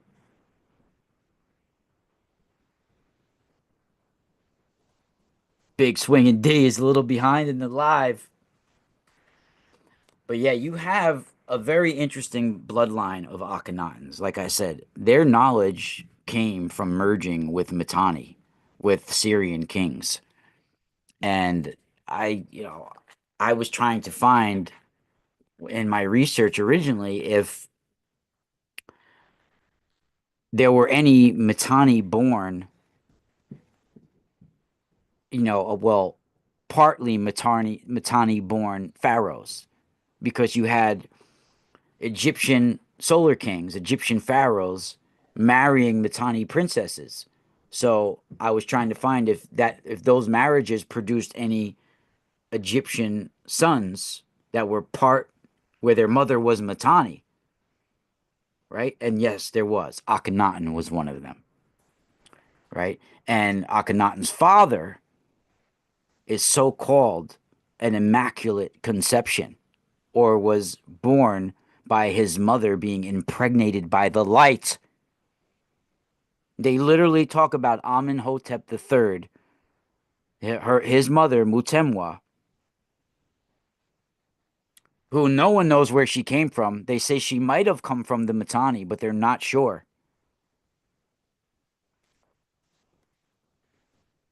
They say she was impregnated by putting a golden shining ankh to her chest, and she breathed it in. She breathed in the rays of light of the storm of the sun, the coronal loop. That ankh is a coronal loop. It is the pasha of Hindu. Right? She breathed in the solar, the light. The light impregnated her. Now, the merge with Mitanni, because Mitanni was a force. They were a force. And they were at war with Egypt for a while, right? But then during Thutmose IV, who was the father of Amenhotep III, right? So the grandfather of Tutankhamun is Amenhotep III. Amenhotep III's father was Thutmose IV. He's and he would be the grandfather to Akhenaten. So Thutmose IV married the daughter of Artatama I, who was king of the Mitanni. And he fought against the Hittites and beat the Hittites. No, there's queens that came from Ethiopia. There's queens that came from all different places. Who's queen? Because all of them had many different wives. Some of them even their sisters, right? Amenhotep III, he married at least two pure-blooded Mitanni princesses, Gilyu and Tadu. One being the daughter of Shutarana the second, one being the daughter of Tushrata, and then other Amenhotep III wives were a daughter of a Babylon king, another daughter of a Babylon king, a daughter of a ruler of Arzawa, a daughter of the ruler of Syria of Amia, right? And then he married at least two of his daughters, like Sit Amun was one of them, and Iset was another, right? And at least two Egyptian pharaohs married pure Mitanni princesses. At least two, maybe three, or maybe three. But then, Queen Tai was related to Dursata, the king of Mitanni, was maybe a sister of him, right? So Mitanni are very interesting. And you see the name Aten, right, for the solar disk. You see it right in Christianity. It's Adon, Adon, or Adonai, Aten, Adon. It's the same thing, right? It's the same thing. So we carried that over. Yeah, Mitanni and Thutmose, he was the first one to marry a Mitanni princess, and then Amenhotep the third, and then Akhenaten, right? Akhenaten, Amenhotep the fourth, his wife was Nefertiti, and she could have even been a possible Mitanni princess, but they're not sure. Her name, Nefertiti, it means the queen from somewhere else, like the queen. So most likely they're talking about she came from the Mitanni, right? So it was during on it was though the Mutemwa, she was the one that gave birth to Amenhotep III. That could have been what they call an immaculate conception, that she was impregnated by the light. And she may have been our Tatama's daughter of the Mitanni, right? Which is incredible, really incredible, right? And they also had like the scribes of Akhenaten, who was appointed to a high position at one time. His name was Ayu, A I or AIU, and he was a priest or like a holy man, and he was at he was right at the pharaoh's right hand. He was a right hand man, and he was given that royal scribe title, and he became like a holy judge. So that line, they brought back some interesting knowledge from working with the sun, and the knowledge that they also brought over from the Mitanni. Now remember, the Mitanni, they were advanced. They were working with meteoric iron, right? They had double-edged daggers of meteoric iron. That double-edged dagger that you see from Tutankhamun's tomb was originally given to his grandfather Amenhotep III. It's written about right in the Amarna letters, right? Really incredible. It's an alien dagger. It's made with alien iron. It's made with iron from not from this planet, right? From a meteor, and with golden handle. Really incredible. Really incredible. And you get the mother goddess worship in all cultures, right? All cultures. And in the Canaanites, this is the where you get a lot of the virgin stories from, and Sumerian and all of this. You got to talk about the chief pantheon and what it really means and how it's related to the cosmic sea and the solar ocean and the knowledge coming from the sun, right? And the warnings that we've been getting from these mother goddesses about the chastisements coming to our planet. And you got in Ugaritic mythology that's preserved on all sorts of tablets, numerous tablets that we have, that's written in a language that's very close to biblical Hebrew and dating from 14th century BC, right? Asherah is a goddess that prominently figures, as the wife of El, right? These two main gods of the pantheon, El and Asherah, who's the lady of the cosmic sea. Remember, it's the cosmic sea. Scholars always want to translate it as the sea on earth. It's not the sea on earth, it's the cosmic seas that they come from, right? And her domain was the cosmic sea, right? And her husband, El, was the heaven. So if her husband is the heaven, why would her domain be on earth, right? She's the one that brings the cosmic waters to earth, but her domain is the cosmic sea, and El encompasses that sea, right? And she was referred to as also in ancient times as Eloth or goddess, right? She was the progenitress of the gods, right? And she was the one who gave birth to the other gods. Well, sometimes 70 of them, sometimes talked about in the ancient pantheon, right? Yes, brother. That's why we are the Space Water Podcast, brother. I'm giving the true definition of outer space.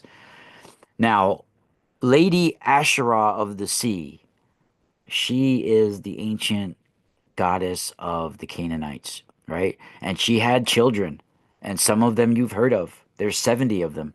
Some of them you've heard of. Baal, Anath, Mot.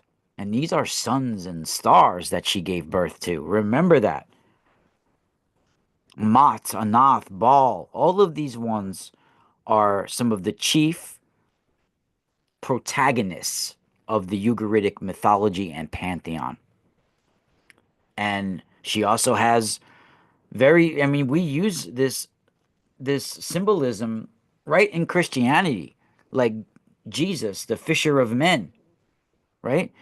One of um, Asherah's servants was Qadesh, Qadesh, Qadesh. Qadesh wa Amrur, actually, is the whole name. It's Qadeshwamrur. Qadesh wa Amrur, which is called the fisherman of Lady Asherah of the sea, who fished and did her bidding. And oh, Asherah and El have a very interesting relationship, and it's repeated in Japanese, it's repeated in all sorts of cultures, right? And they have various myths that are giving you deep cosmic and information about the nature and the universe. It's just that they're meant for spiritual initiates and adepts. So scholars are not going to be able to translate the spiritual and scientific significance behind some of this information, right? And she is the mother of humanity, right? Right? She brought to us the light. She brought the light here to spark our creation. The lightning bolt of God into the mud puddle to spark our creation, into the petri dish laying on in the mud. She sparked the finger of God, the lightning bolt that brought our birth, right? And destruction, right? She's the one that the gods is the one that could bring the destruction and start anew. And you see that it's we have biblical archaeology events that we can even talk about that was proof that some devastation came down on the planet that literally melted things, right? And this most likely was from a solar discharge event, right? Or some sort of cometary bombardment or meteor bombardment, right? We have one of the places that's talked about in the Bible is Tanis, right? Or Zoan, another name for it. Today it's called San El Hagar, right? The ancient Egyptians called it the Janet, but this is a very ancient place, a biblical place, and it's the place where Moses did miracles in front of the Pharaoh, right? And Zoan was one time the capital of Egypt. Now I mean, it's also called Tanis, right? But there's temples and monuments in Tanis that are melted. The granite is scorched, and it had to be in temperatures that's well over 1,000 degrees to do this, right?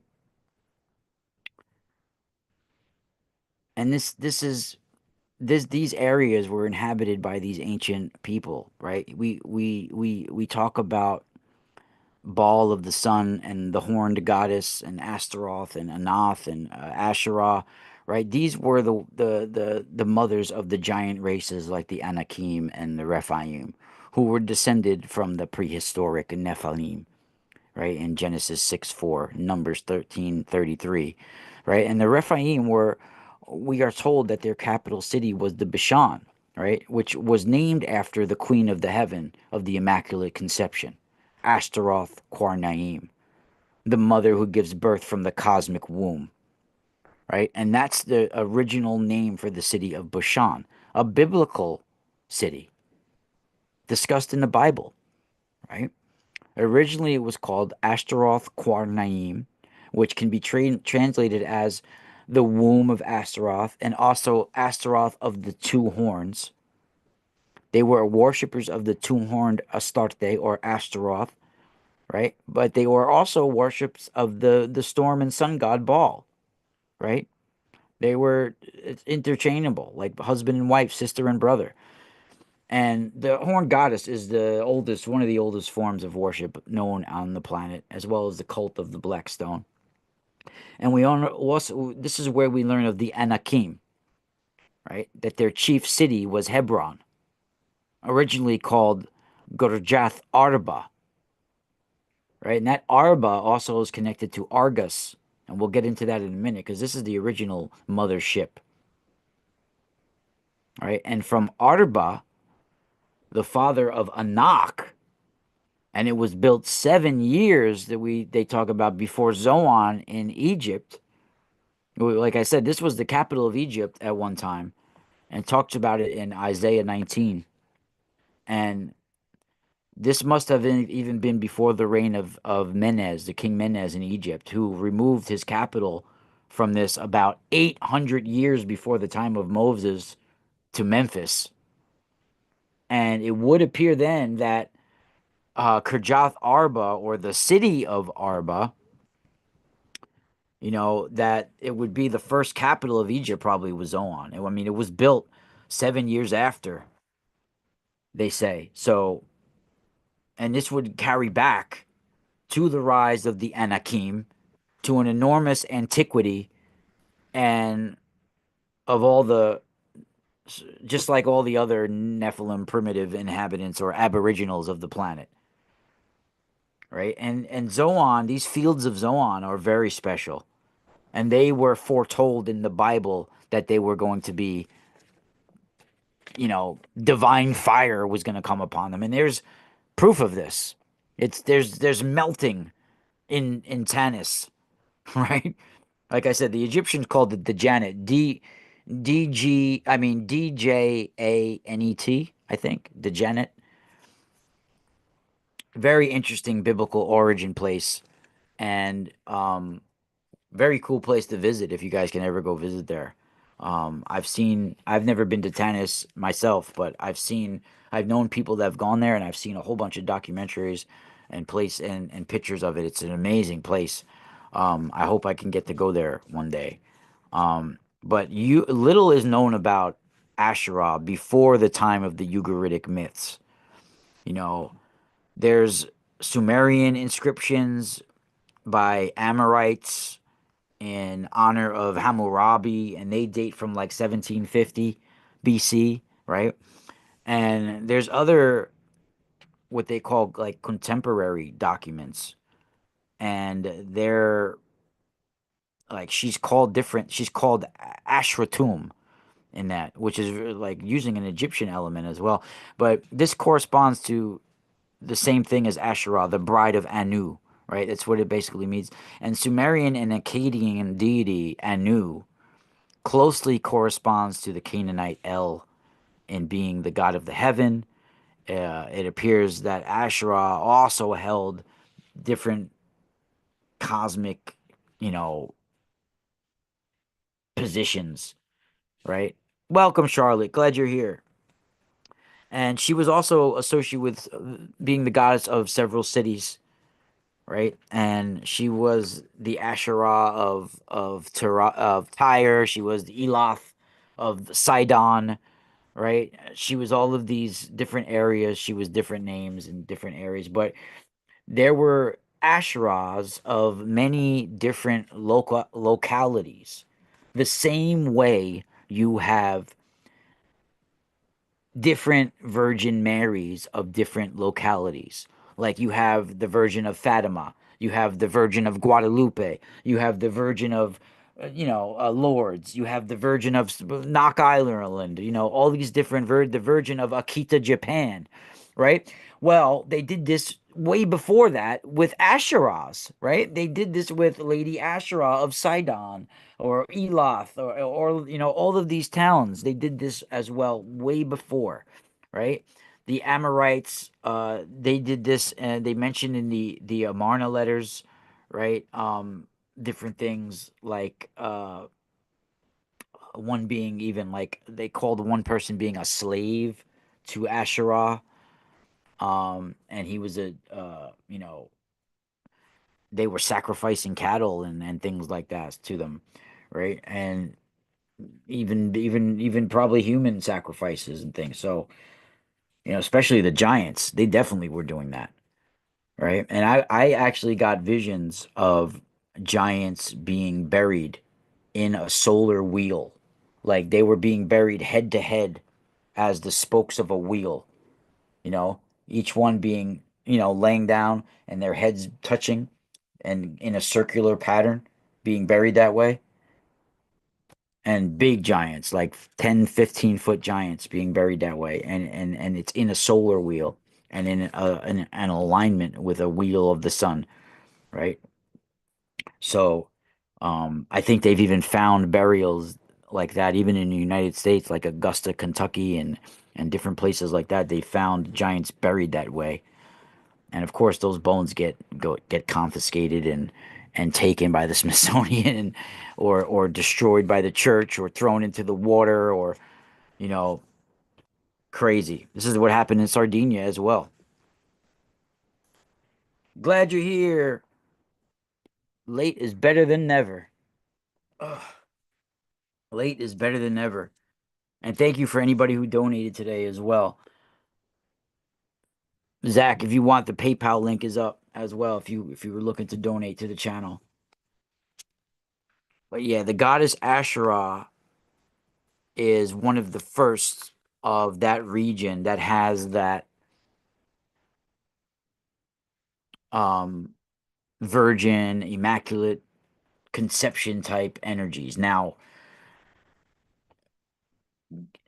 Anath also is involved with this, right? Anath is the Ugarit, cuneiform tablets of Ugarit that, their language is very similar to Hebrew, but in Ugaritic mythology, Anath is by far the most important female figure. She's the goddess like Sekhmet. She's the goddess of love and war, right? And she's the one that can rain down fire from the sky, just like Ishtar and Inanna, right? The daughter of El is Anath, and she's the daughter of Asherah, right? She's the god of the heavens and the wife of the lady. El is the god of the heavens, and his wife is the lady Asherah. But Anath can be looked at as a child of them or even a sister of them, right? But she's also the Sumerian Inanna and the Akkadian Ishtar, right? And she's also right. she's the Sekhmet. She's the Aditi of Vedic. All very similar, or the Shakti of Vedic. But she's literally talked about as the Virgin Anath, the lady, the queen of the heavens, the same way they're described in Marian apparitions. The same way. And some of these Marian apparitions we need to really get into. How long have we been going for right now? We've been going over 2 hours already? Yeah, I'm gonna get into some of the Marian apparitions. Then I gotta go eat because I have to go to the post office today too. I'm gonna have to. I'm gonna take a walk to the post. I don't even know if it's snowing yet. Oh yes, it is snowing. It's snowing outside right now. I might have to do that post office trip tomorrow. It is snowing outside right now. Woo! The ground is covered. But yeah, I've been talking about how on the Marian apparitions been giving us warnings, divine warnings, right? And a lot of them people haven't heard. I have a whole list here of Marian apparitions that were approved, unapproved, Coptic.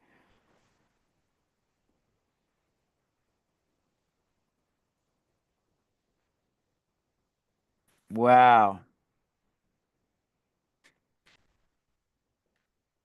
All right, yeah, we're gonna stay live. Let me just pause for a moment. I don't know if I can put music up. Can I put music up? They probably won't let me, right? I got to get some kind of break break thing that I could put up on here. Actually, let me see if I could. Can you guys hear the music? Let me see if you guys can hear music when I put it up real quick. I don't know if it'll play it. The Yeti microphone I think might cut out background noise like that. Let me see if it plays.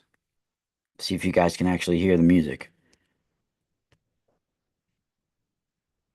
Yeah, I'm gonna stay live. Let's see if you guys can hear this.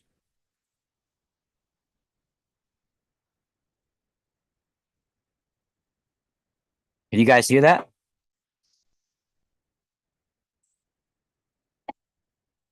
Or no? Am I the only one that hears the beat?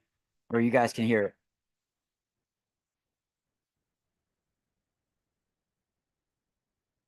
Can you guys hear it?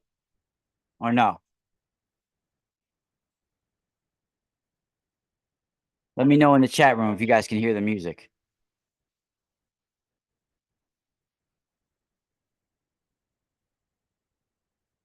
Oh, you guys can't hear it. Oh, that sucks.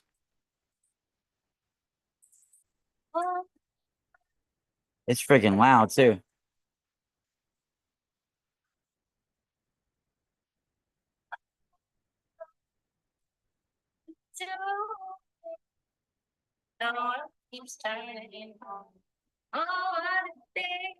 Damn, you guys can't hear that? That's crazy.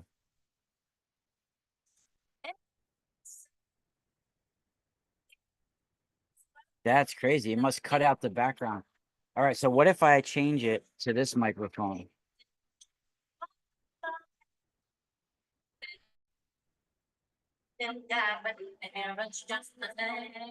What about now? Can you hear it now?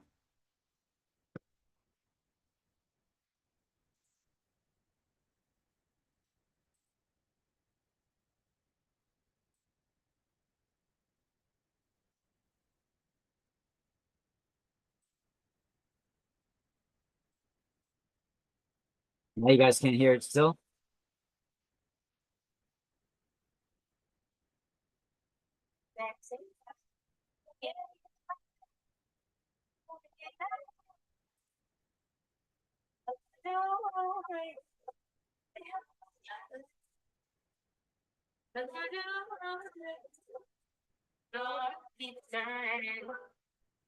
All right, we'll put that for a second. We'll be right back. We'll be right back, everybody.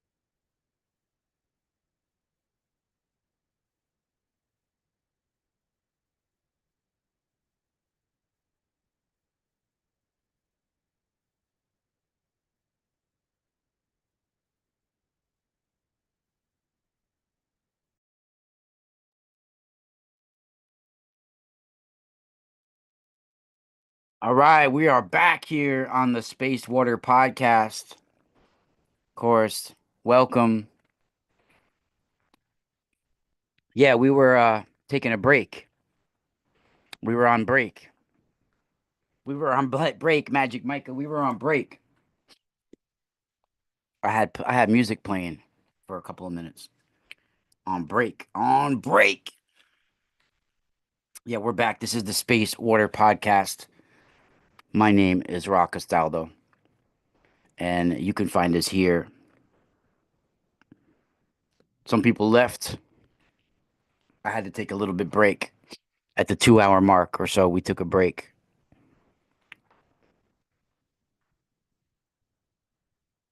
You guys can find us at the mysticalspiralstore.com. And if you're just joining us, we still have 25% off discount code up. And if you're just joining us, I have a special deal.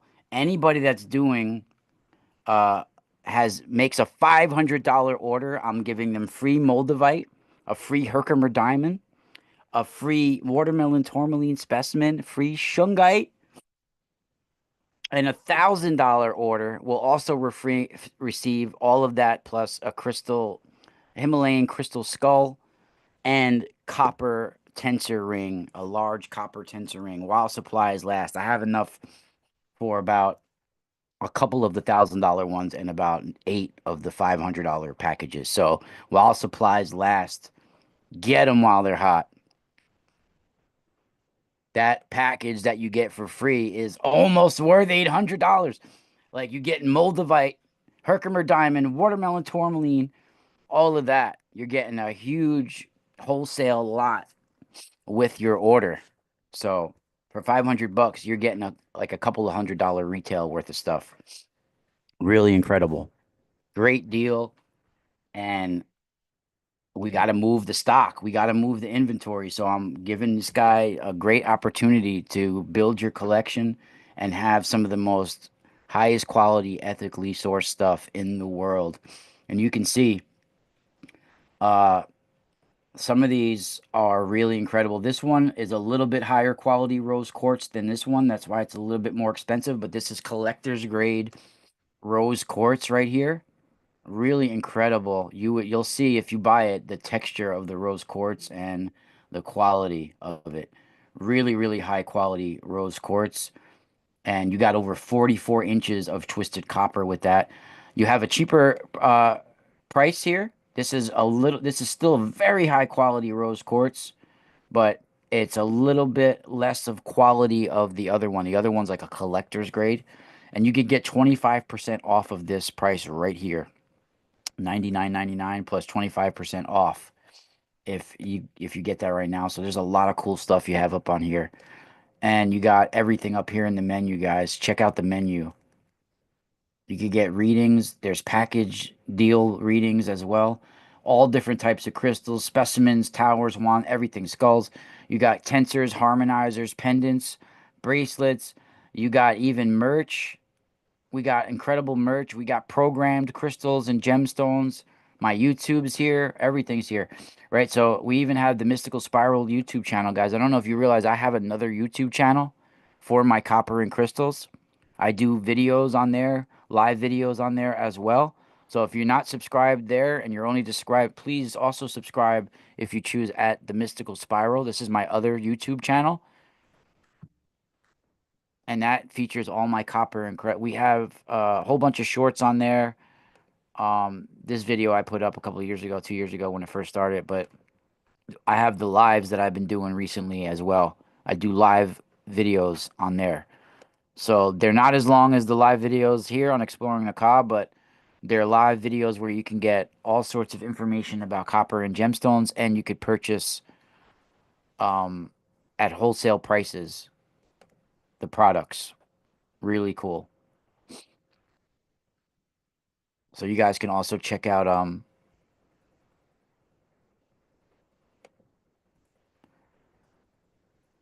oh, these are my new styles too. I'm also doing these little styles. These are cool.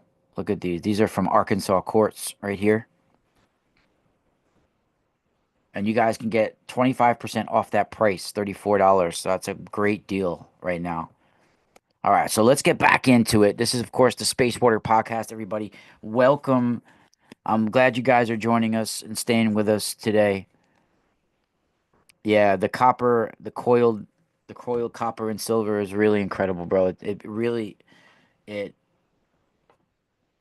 amplifies the energies of the crystal. Really does. So, one of the the Marian apparitions that I was discussing was lords earlier, right? We talked about lords, and people don't really make the correlation. We're going to get into the Zaytun Egypt as well, but people don't make the correlation of lords with the Carrington event. Now, lords came only months before the Carrington event in 1859, and it was I don't know how they ended up calling some of these the Virgin Mary, because you can say this is ancient. This is way more ancient than the Virgin Mary, right? This is much more ancient. Even the Immaculate Conception idea, like I said, comes way more ancient. And in 1850, now what was going in 1858 was the time of Lords. Now, what was going on at the time in France? In France, they had an apparition 12 years before that, and in La Salette or Salé, and that was a big apparition. And we could get into that in a minute. But Emperor Napoleon III had already been in power for a decade at the time, and no one dared cross him, right? And he actually, to the surprise of most of the people at the time, he was an inspiring force in France.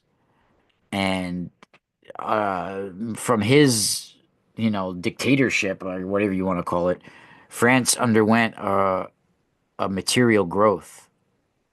They were building railways. Rail networks were, for the first time, started uniting the nation into the interconnected whole, right?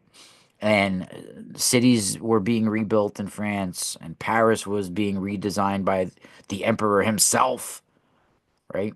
And they were putting in parks, boulevards, things like this, right? And they put Napoleon, he put the first investment banks.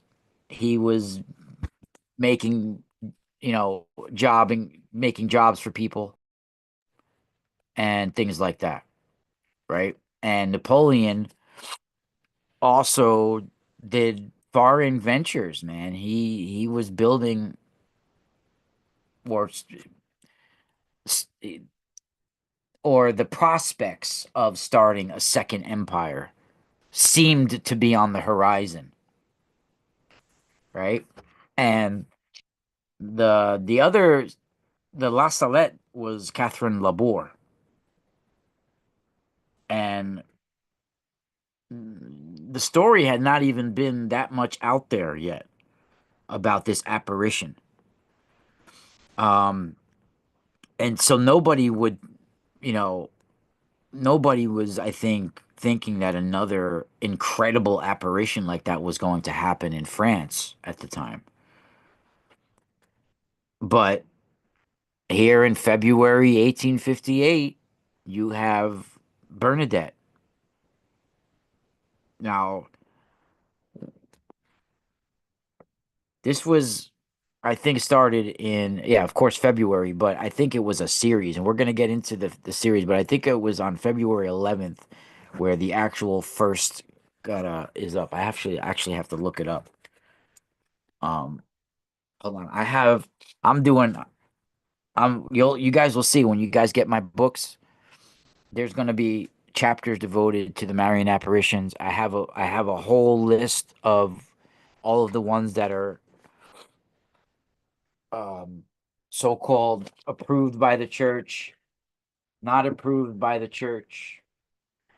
You can use, I like to do my research in books, but there is a website that also has, I have I have all the Marian apparitions here, but you guys can also go to a website that lists them all as well. I'll give you can use miraclehunter.com/Marian apparitions. That has this author has this is from the Catholic Church, this book here.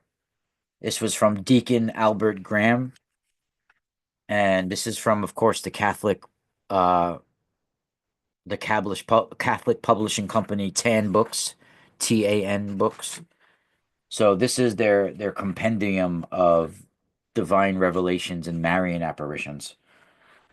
I got this book in like 2012.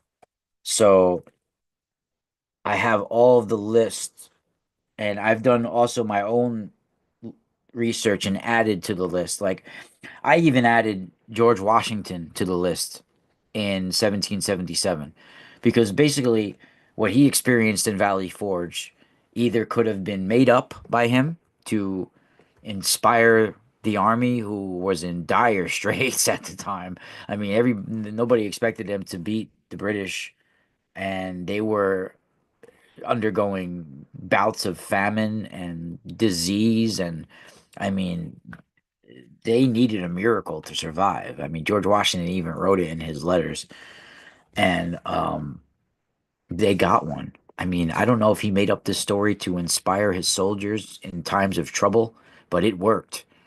And he had gone. What had happened is George Washington had gone. It was really, like I said, it was dire straits, and it was hard times, and they were dying of starvation and disease and everything. And he had gone into the woods to pray, right, to look for some inspiration, right? And he encountered some luminous woman in white that showed him a map and the future of him, and all the water drops from the raindrops were hitting the map, and he was seeing all these states appear on the map, right? That's so-called story that happened in Valley Forge. Now, I put that as a list of unapproved possible Marian apparition. It's on my list. And then I have a list of diabolical Marian apparitions, and I have Lillian Rotella in 1988. A woman that I knew who was having the Virgin Mary coming to her, and she ended up unaliving her whole family. She unfortunately slaughtered her whole family over this. It was a diabolical Marian apparition. She had a Virgin Mary like being come to her, was and coerced her into doing evil. Now, could she have made up that story to get off? I mean, why would a mother do that to her two children and her husband? Think about it. I mean, I kind of believe the story. I mean, that's a hell of a story to make up to do that,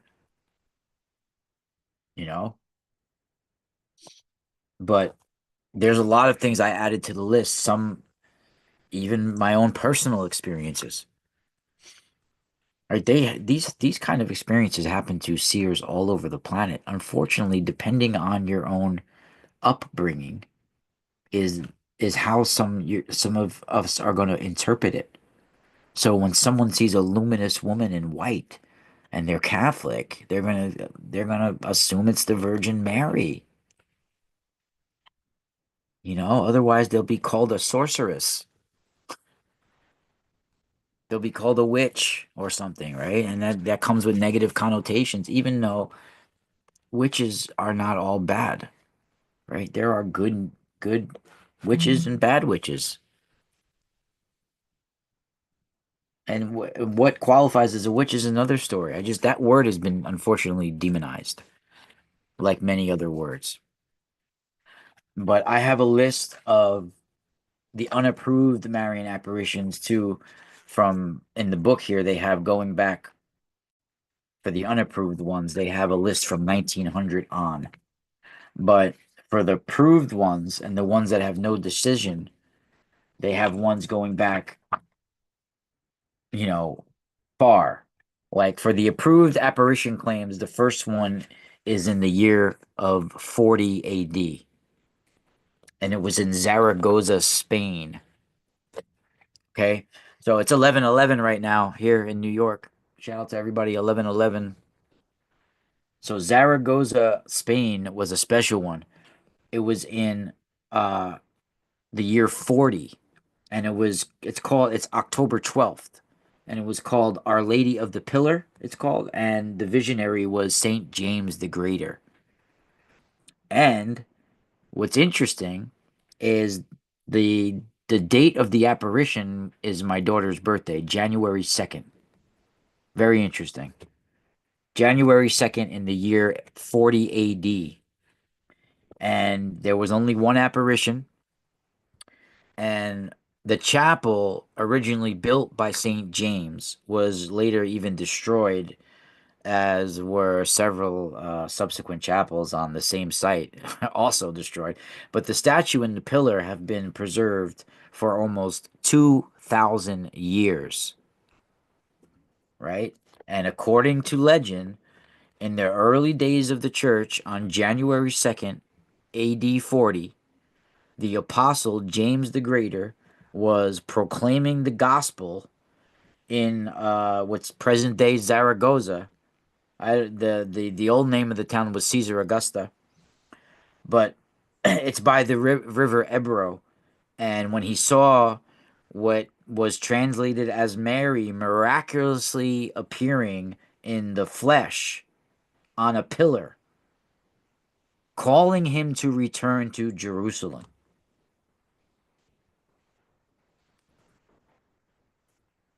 There was no formal investigation on this, of course, because it happened so long ago, but it's a traditionally approved apparition. There's differences now. You have traditionally approved apparitions, you have Vatican approved apparitions, you have Coptic approved apparitions, and you have approved apparitions, and then you have a whole bunch of ones that there were no decisions on, a whole bunch of ones that were either diabolical in nature or were deemed not supernatural, or there's a whole bunch of different ones here. But you have how many approved, traditionally approved? You have one, two, three, 4, 5, 6, 7, 8, 9, 10, 11, 12, 13, 14, 15, 16, 17, 18. There's about 19 here traditionally approved apparitions, with the last one being in Donglu, China in 1900. Now, the Vatican recognized apparitions start in 1531 with the Guadalupe, Mexico, with Juan Diego. Everybody knows that one mostly, Our Lady of Guadalupe. And this one, I mean, it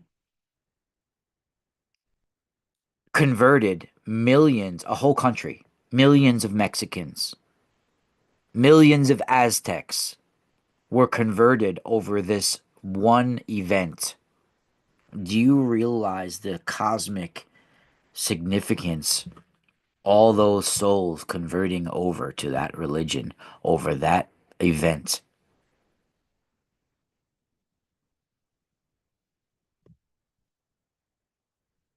Incredible. Incredible. And on most occasions, it's in a very special energetic spot on the planet, a special coordinate that part of the message is you need to build a temple on this spot. Almost always that's involved with the instructions to the seers.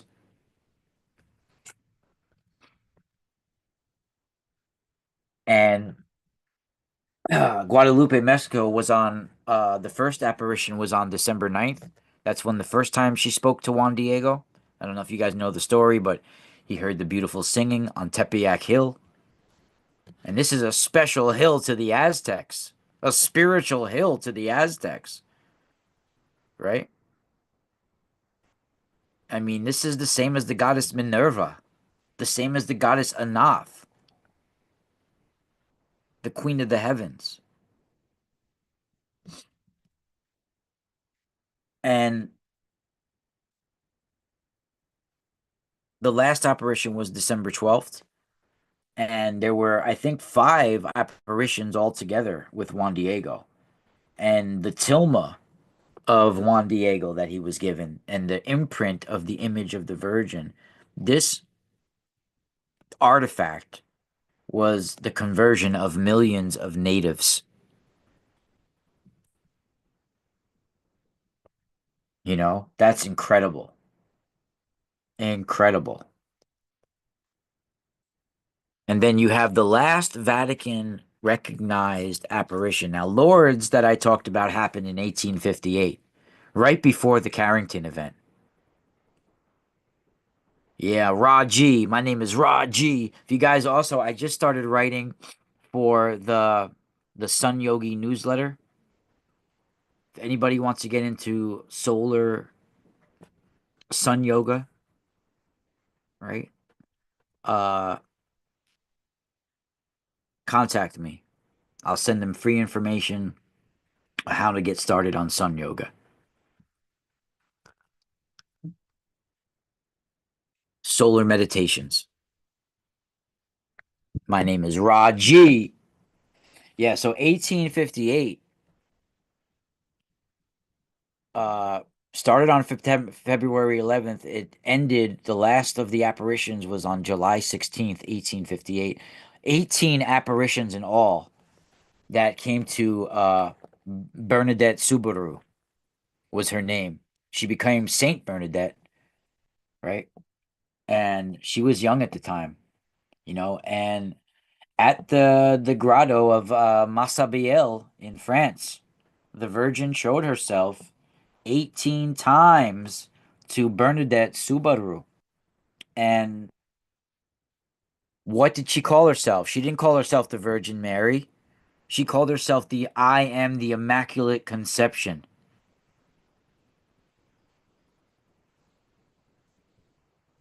Now, did it have something with to do with Mutemwa? Mutemwa? The Virgin Mother of Amenhotep III? You can speculate. What does your intuition tell you?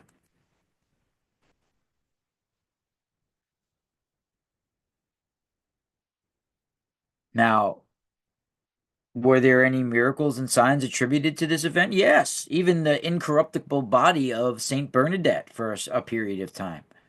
I'm sure eventually they probably added wax to her or whatever they did, embalmed her and or almost like mummified her in a way and some, but they put wax and stuff. But she was incorruptible for a time. I can tell you exactly the information on that you guys want to get from Tan Books. The Incorruptibles. This is also from the Catholic Tan Books, right? So Saint Bernadette, what do we have about Saint Bernadette? She's got to be in here.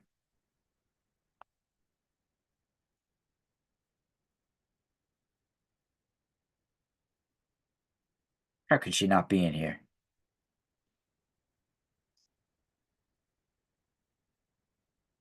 Yeah, here she is. Yeah, so she lived 1844, 1879. Uh, she was born January 7th, 1844. This is about Saint Bernadette, and they have some pictures in here of her incorruptible body in here. She looks alive in that. You see that? Look at that. She looks freaking alive right here. Right? New World Dolls. Word. Uh Now she was a child that they say suffered from asthma severely. She was a poor student and she was delayed from making her first Holy Communion until the year 1858 when she was 14. And that's the year of the sightings. So I think they forced her to make her Holy Communion and come to the church when she started having these experiences. Because these experiences were not something nice and pretty and beautiful. She, in some of them, and there was 18 of them, were hearing psychic auditory screams, diabolical, torturous screams she was hearing. Demonic screams coming off the Gave River in France.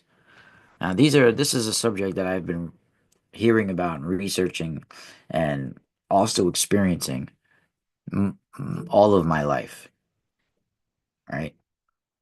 So I could talk about this pretty fluently. Um,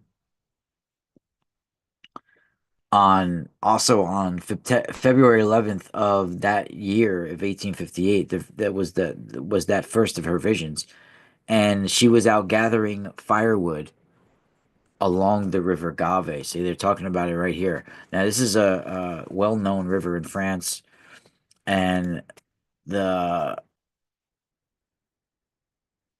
it's unfortunate. I don't. I think the Catholic Church changes a lot of the story as well, but it's very interesting to me how this being identified herself as the Immaculate Conception. Really incredible. Really incredible. And very similar to even Fatima. There were other seers on Fatima besides the two girls and the one kid and the one boy. There were other ones, but some of the people that had experiences during those apparitions that came on the 13th of every month during Fatima. Now this is different now that I'm talking about then the Lords. Fatima was the 1917 Portugal. But those apparitions, those you know, those it was not unlike these apparitions as well, but there was people that experienced other things in Fatima. Like there was more people experiencing and seeing and at different types of apparitions, but they were afraid to come forward because the children were literally being taken by the church. Even Bernadette became Saint Bernadette. I mean, she went to go into the church. She became like a nun and everything, right? And Lucia with Fatima, they took her in and kept her prisoner, literally. And the other two kids died right away, so they couldn't take them. But the locals knew in Portugal that if they said anything, they would have been taken by the church as well. Yeah, they're the biggest concealers of truth, and also they hoard ancient knowledge. And oh,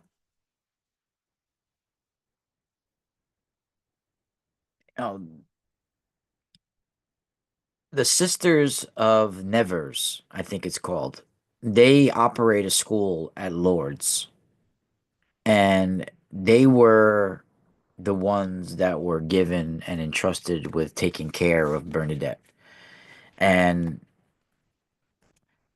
I think she was 14 at the time of the apparitions, but by the age of 22, they had her in you know, she was a nun already.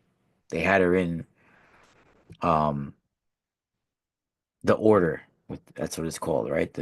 And she spent the rest of her days at the mother house in Nevers, which is a very short distance from Lourdes. And she, I think, had tuberculosis of the bone, and she also died pretty early.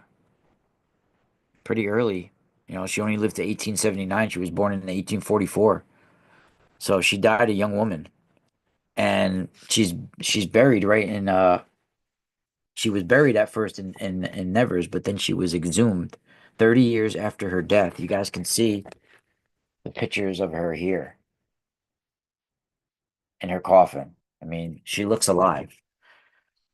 And on September 22nd, 1909, two doctors and the sisters of the community, the coffin was removed by all the workmen from the place where it had been buried for like 30 years. And on opening the lid, they discerned that there was no foul odor, and her virginal body lay exposed, completely victorious over the laws of nature. And they said, although her clothing was a little damp and sawdust and charcoal surrounded the body, the arms and face were completely unaffected and had maintained their natural skin tone. The teeth were barely visible through the slightly parted lips, and the eyes appeared somewhat sunken. Her perfect hands held a rosary that had become rusty, and the crucifix that lay upon her breast was coated with verdigris, like a fungus type thing. So, says while the sisters were removing the damp robes, they discovered that while the body was entire and without the least trace of corruption, it was nevertheless emaciated. Of course, the left knee was found to be much smaller than the right, and that was the one that was affected by the tuberculosis.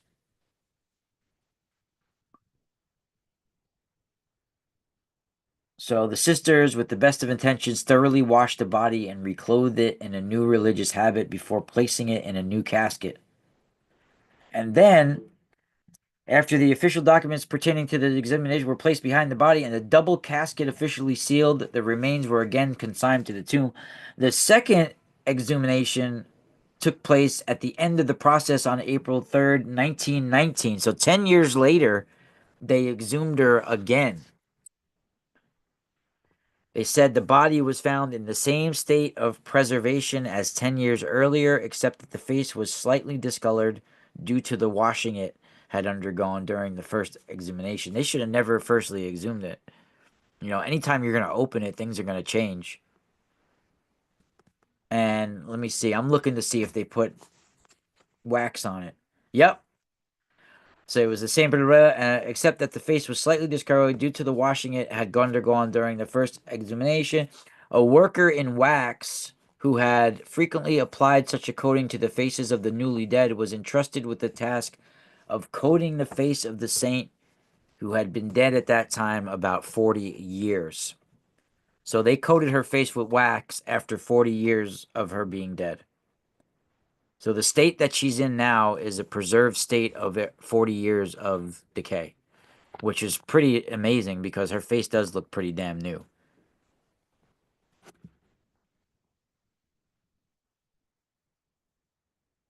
Now it's in a coffin of gold and glass and can be viewed in the chapel of St. Bernadette at the Mother House in Nevers.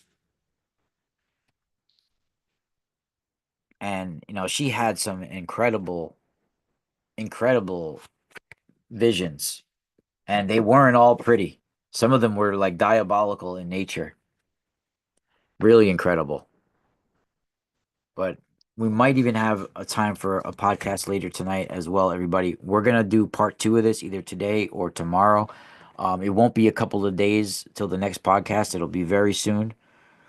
We also will have Gary Wayne coming on 3 weeks in a row, starting on. Hold on, let me get my calendar. I think it's next Saturday. Let me get the date.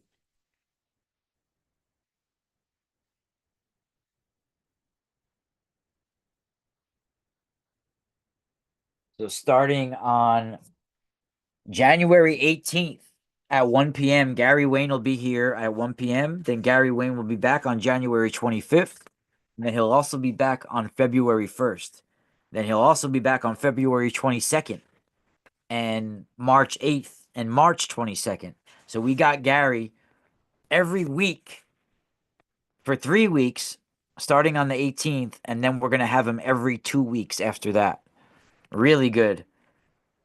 Really good show. We're gonna really blow it out the park, and I'm glad you guys joined us this morning. I gotta run, but we'll be live really soon. You guys go to the Mystical Spiral store. I told you guys about the deal. If you guys get put at least a $500 order in, you're gonna get a package that's worth that. Moldavite, Herkimer diamond, shungite, watermelon tourmaline specimen, all of this for a free package. Very special opportunity. We got to get rid of it. It's meant for you guys all out there. It's not meant to stay here with me. So, Mystical Spiral Store, thank you guys. I love you. Shout out to Wraith. Shout out to Brandy Herrera, Wraith Strongo Park, Alexander Mitchell, Jason H., Alexander J. Mitchell, my brother, Wildwoods. Who else we got? Arizona Raven, Dotology. Who else is out there? Magic Micah, Zach Van. Anybody else that I know? Jillian Rachel, 432. I don't know if I missed anybody else out there. If I did, if I missed you, Chloe, if I missed anybody out there, I am sorry. Big Swingin' D, Gemini Moon. I think that's it. Thank you guys. I got my goal of at least 25, 20 likes. We got 25 likes. Thank you guys for watching and say it with me.